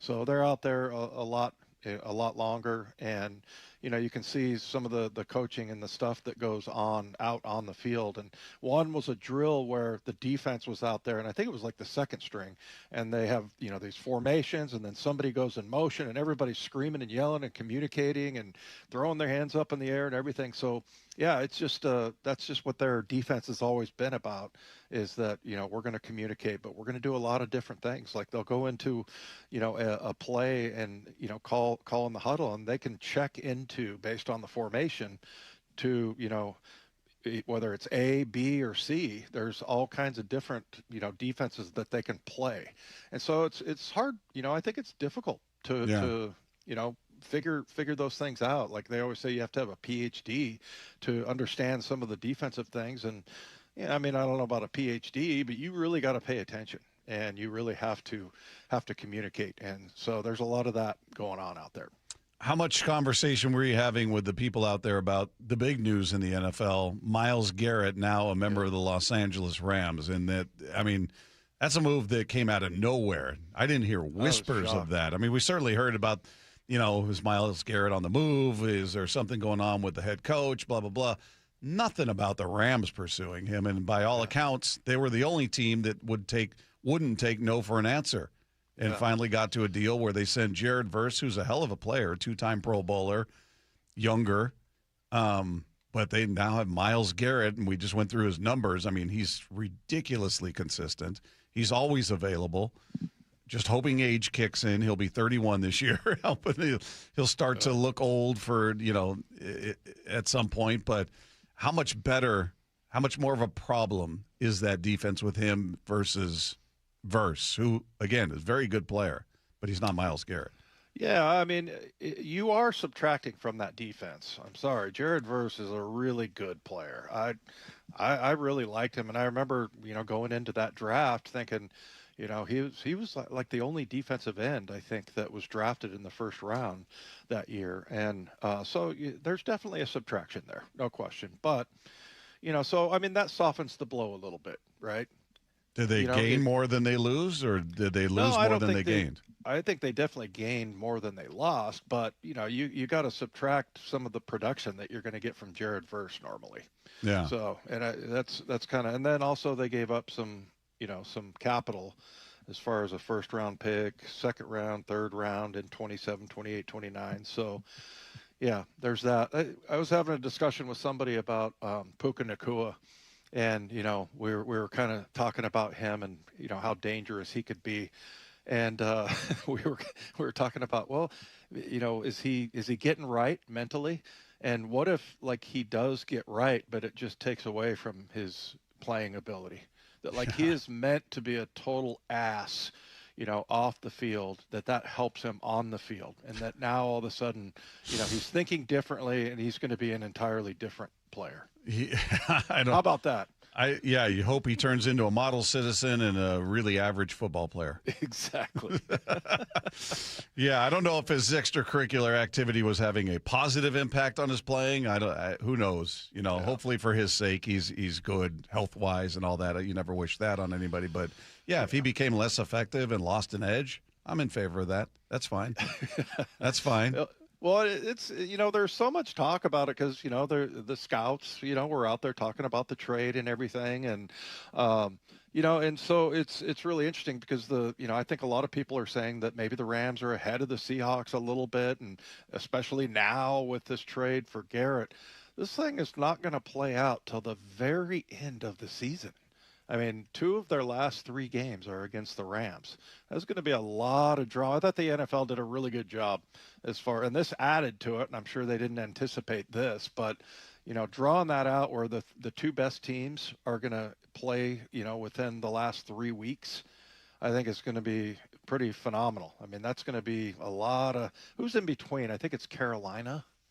Yeah, let's go back Rams, and look. Carolina, Rams. So – yeah. Well, they're in go for it now mode. That's clear, right? Yeah. You bring in Myles Garrett, who's not, by NFL standards, not a young guy. He certainly seems to be at his peak, and hopefully it's a swift fall down. But you commit to Stafford for another year, sign him for $55 million. You bring in McDuffie in the offseason. I mean, they're going for it. They're going for it right now. And the most satisfying thing would be if they spend all this money. They forfeit all of that draft capital, and they come up short. Yeah. That would be a shame. That would be a shame. Yeah. Hey, by the way, real quick, getting back to the Mariners, how many pre- and post-game radio shows did Mike Lefko do over the weekend? Because I'm wondering, did he try to take credit for them just one being on this? You just did Friday? Yeah. Only one. I took credit for Friday. Oh, okay. Friday, you chalk that up as a Lefko victory? Yeah, and then when I wasn't there Saturday or Sunday, I took credit for that also. Yeah. Brady's in there shaking his head. Don't give him any credit. Brady, we won together on fireworks night. No, I'm not associated with you in winning right now. Well, Lefko did, preside over the, you said pregame on Friday? Yeah. Yeah. Yeah, that was probably the shakiest game. So. They overcame and there's Lefko's a reason presence. for it being the shakiest game. You're the shakiest person they're hosting. Oh, I don't know where this hate came from. All right. Look at that. I'll make it more difficult next time we work a Mariners broadcast together, Brady. Well, in case, hey, can we get those 2 on the box there instead of me and Bob in case a fight breaks out? Yeah. Well, we only have 30 seconds for a fight, so it'll be quick. All right. It'll be a quick fight. Yep. Nope. Where'd Lefko go? No, it's not going to work. No. Oh, there I am. Oh, no, all you were right. on the bag. Okay. Boom, all right, boom, Brady, we got to boom, stop talking. Idiot. call him idiot. Wow, All right. I actually am going to start a fight here. There you go. We'll see how that works out. Meanwhile, that's going to do it for us. Our thanks to Ryan Rowland-Smith and George Barnett. Anything you missed from today's show, you can find on the podcast page at seattlesports.com. Click the podcast tab. Click on our picture. It's right there. We're going to talk to you tomorrow right here with Wyman and Bob, Seattle Sports on 710. Party time at T-Mobile Park in the sunshine. The M's are on a roll. On fire. They've won 6 in a row. They've really pitched well. They've hit well. Tonight, the homestand continues in the first of 3 against the Mets. Emerson Hancock takes the mound as the Mariners go for 7 straight wins. First pitch at 6:30, 5:30 pregame. Hang a star on that one, a thing of beauty. Go inside the Mariners' current surge at seattlesports.com. Eric Johnson here. I covered a lot of accidents over the past 30 years or so, but I never got to say much about what to do after a crash. Be honest, do you know what evidence to collect, what pictures to take, what documents to request, or what you shouldn't say to your insurance company? The Washington Accident Book Series is a must-have for drivers who want to be prepared for whatever the roads throw at them. Know your rights and how to avoid common mistakes after an accident by getting your free copy at WashingtonAccidentBooks.com. Dave Wyman here with an interesting story. A woman was about to donate a box of jewelry, but her friend told her, take it to Bellevue Rare Coins first. She walked out with a check that far exceeded her expectations. Old jewelry, coin collections, gold watches, necklaces, and pendants. It's worth finding out what those items are worth during such a strong market. Before you give anything away, get it checked out at Bellevue Rare Coins in Bellevue, Linwood, Issaquah, and Tacoma. Go to BellevueRareCoins.com. In 2026, Bay Alarm celebrates 80 years of security. With burglar and fire alarm systems, 24/7 in-house monitoring, and local service, our promise to the Puget Sound remains the same. We got you. Learn more at bayalarm.com. Olympic Hot Tub has terrific ways to achieve total wellness at home. Saltwater hot tubs, swim spas, saunas, and cold plunges, all waiting for you. See our current specials with exciting savings at olympichottub.com. Better you, better life. Harry Douglas here to tell you about Fruity Rainbow 5-Hour Energy Shots. It's a fruity candy flavor explosion, and I mean explosion. Fruity Rainbow 5-Hour Energy Shots, a zero sugar treat that's sweet tooth approved. These can take care of my candy cravings and provides a tasty caffeine kick without all the sugar. Fruity Rainbow 5-Hour Energy Shots. Get candy flavored chaos with Fruity Rainbow 5-Hour Energy Shots. Available online at 5hourenergy.com or Amazon. Okay, class, let's begin.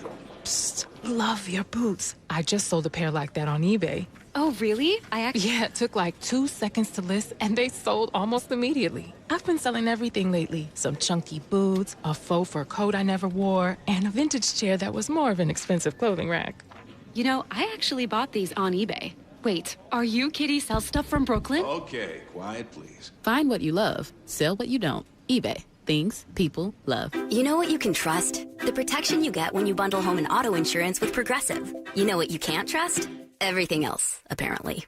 Like when you saw that article that said that thing you eat every day is a superfood and great for your gut health. But then 30 seconds later, a different article warns you to avoid it and it's taking years off your life. Well, which is it? Kind of a big difference there. Anyway, bundle home and auto insurance with Progressive for reliable coverage in a reliably unreliable world. Progressive Casualty Insurance Company affiliates and third-party insurers. Not available in all states or situations. Pump up the volume. Business moves fast. Orders roll in, deadlines close in. When you ship with USPS Ground Advantage, you can keep up with confidence. Every package stays in our secure network from dock to door. And with nationwide reach, dependable tracking, and upfront affordable pricing, you get built-in peace of mind. You run the business. We run the routes. Visit USPS.com/Ground Advantage to learn more. Mariners and Mets tonight at T-Mobile. First pitch at 6:40, 5:30 pregame. Every pitch, every game, one app for free. The Seattle Sports app. Jane Dawson did something smart. She saved hundreds on auto insurance switching to Progressive. With the money she saved, she got herself a pricey bird feeder with an ultra-high-def camera. Should Jane have just bought a regular bird feeder? Yes. Is it hard for her to admire nature when the camera doubles as the bird's potty? Also, yes. But it's Jane's savings, and if she wants to spend her time watching the digestive habits of the white-breasted nuthatch, We say you go, girl. Switch and see if you could save with Progressive and treat yourself. Progressive Casualty Insurance Company and Affiliates. Wesley Financial Group is not a law firm. I'm Chuck McDowell, founder of Wesley Financial Group. Did you buy a timeshare because they told you it was a great investment? That's a lie. Most timeshares can be bought online for $1. To find out what your timeshare is worth and to cancel it, call us today and we'll send you our timeshare exit kit free with all your options for cancellation. Call Wesley for your free exit info guide. 800-771-1300. That's 800-771-1300. It's game day. Are your moderate to severe Crohn's disease or ulcerative colitis symptoms keeping you from the action? Skyrizi, risankizumab Riza, could help you get back to the game. Skyrizi is proven to help people feel significant symptom relief, achieve remission, and visibly improve damage of the intestinal lining. Skyrizi is a prescription injection medicine for adults. Don't use if allergic to Skyrizi. Serious allergic reactions, increased infections, or lower ability to fight them may occur. Before treatment, get checked for infections and tuberculosis. Tell your doctor about any flu-like symptoms or vaccines. Liver problems leading to hospitalization may occur when treated for Crohn's or ulcerative colitis. Control is everything to me. Ask your doctor about Skyrizi, the #1 prescribed biologic in Crohn's and ulcerative colitis combined. Learn more at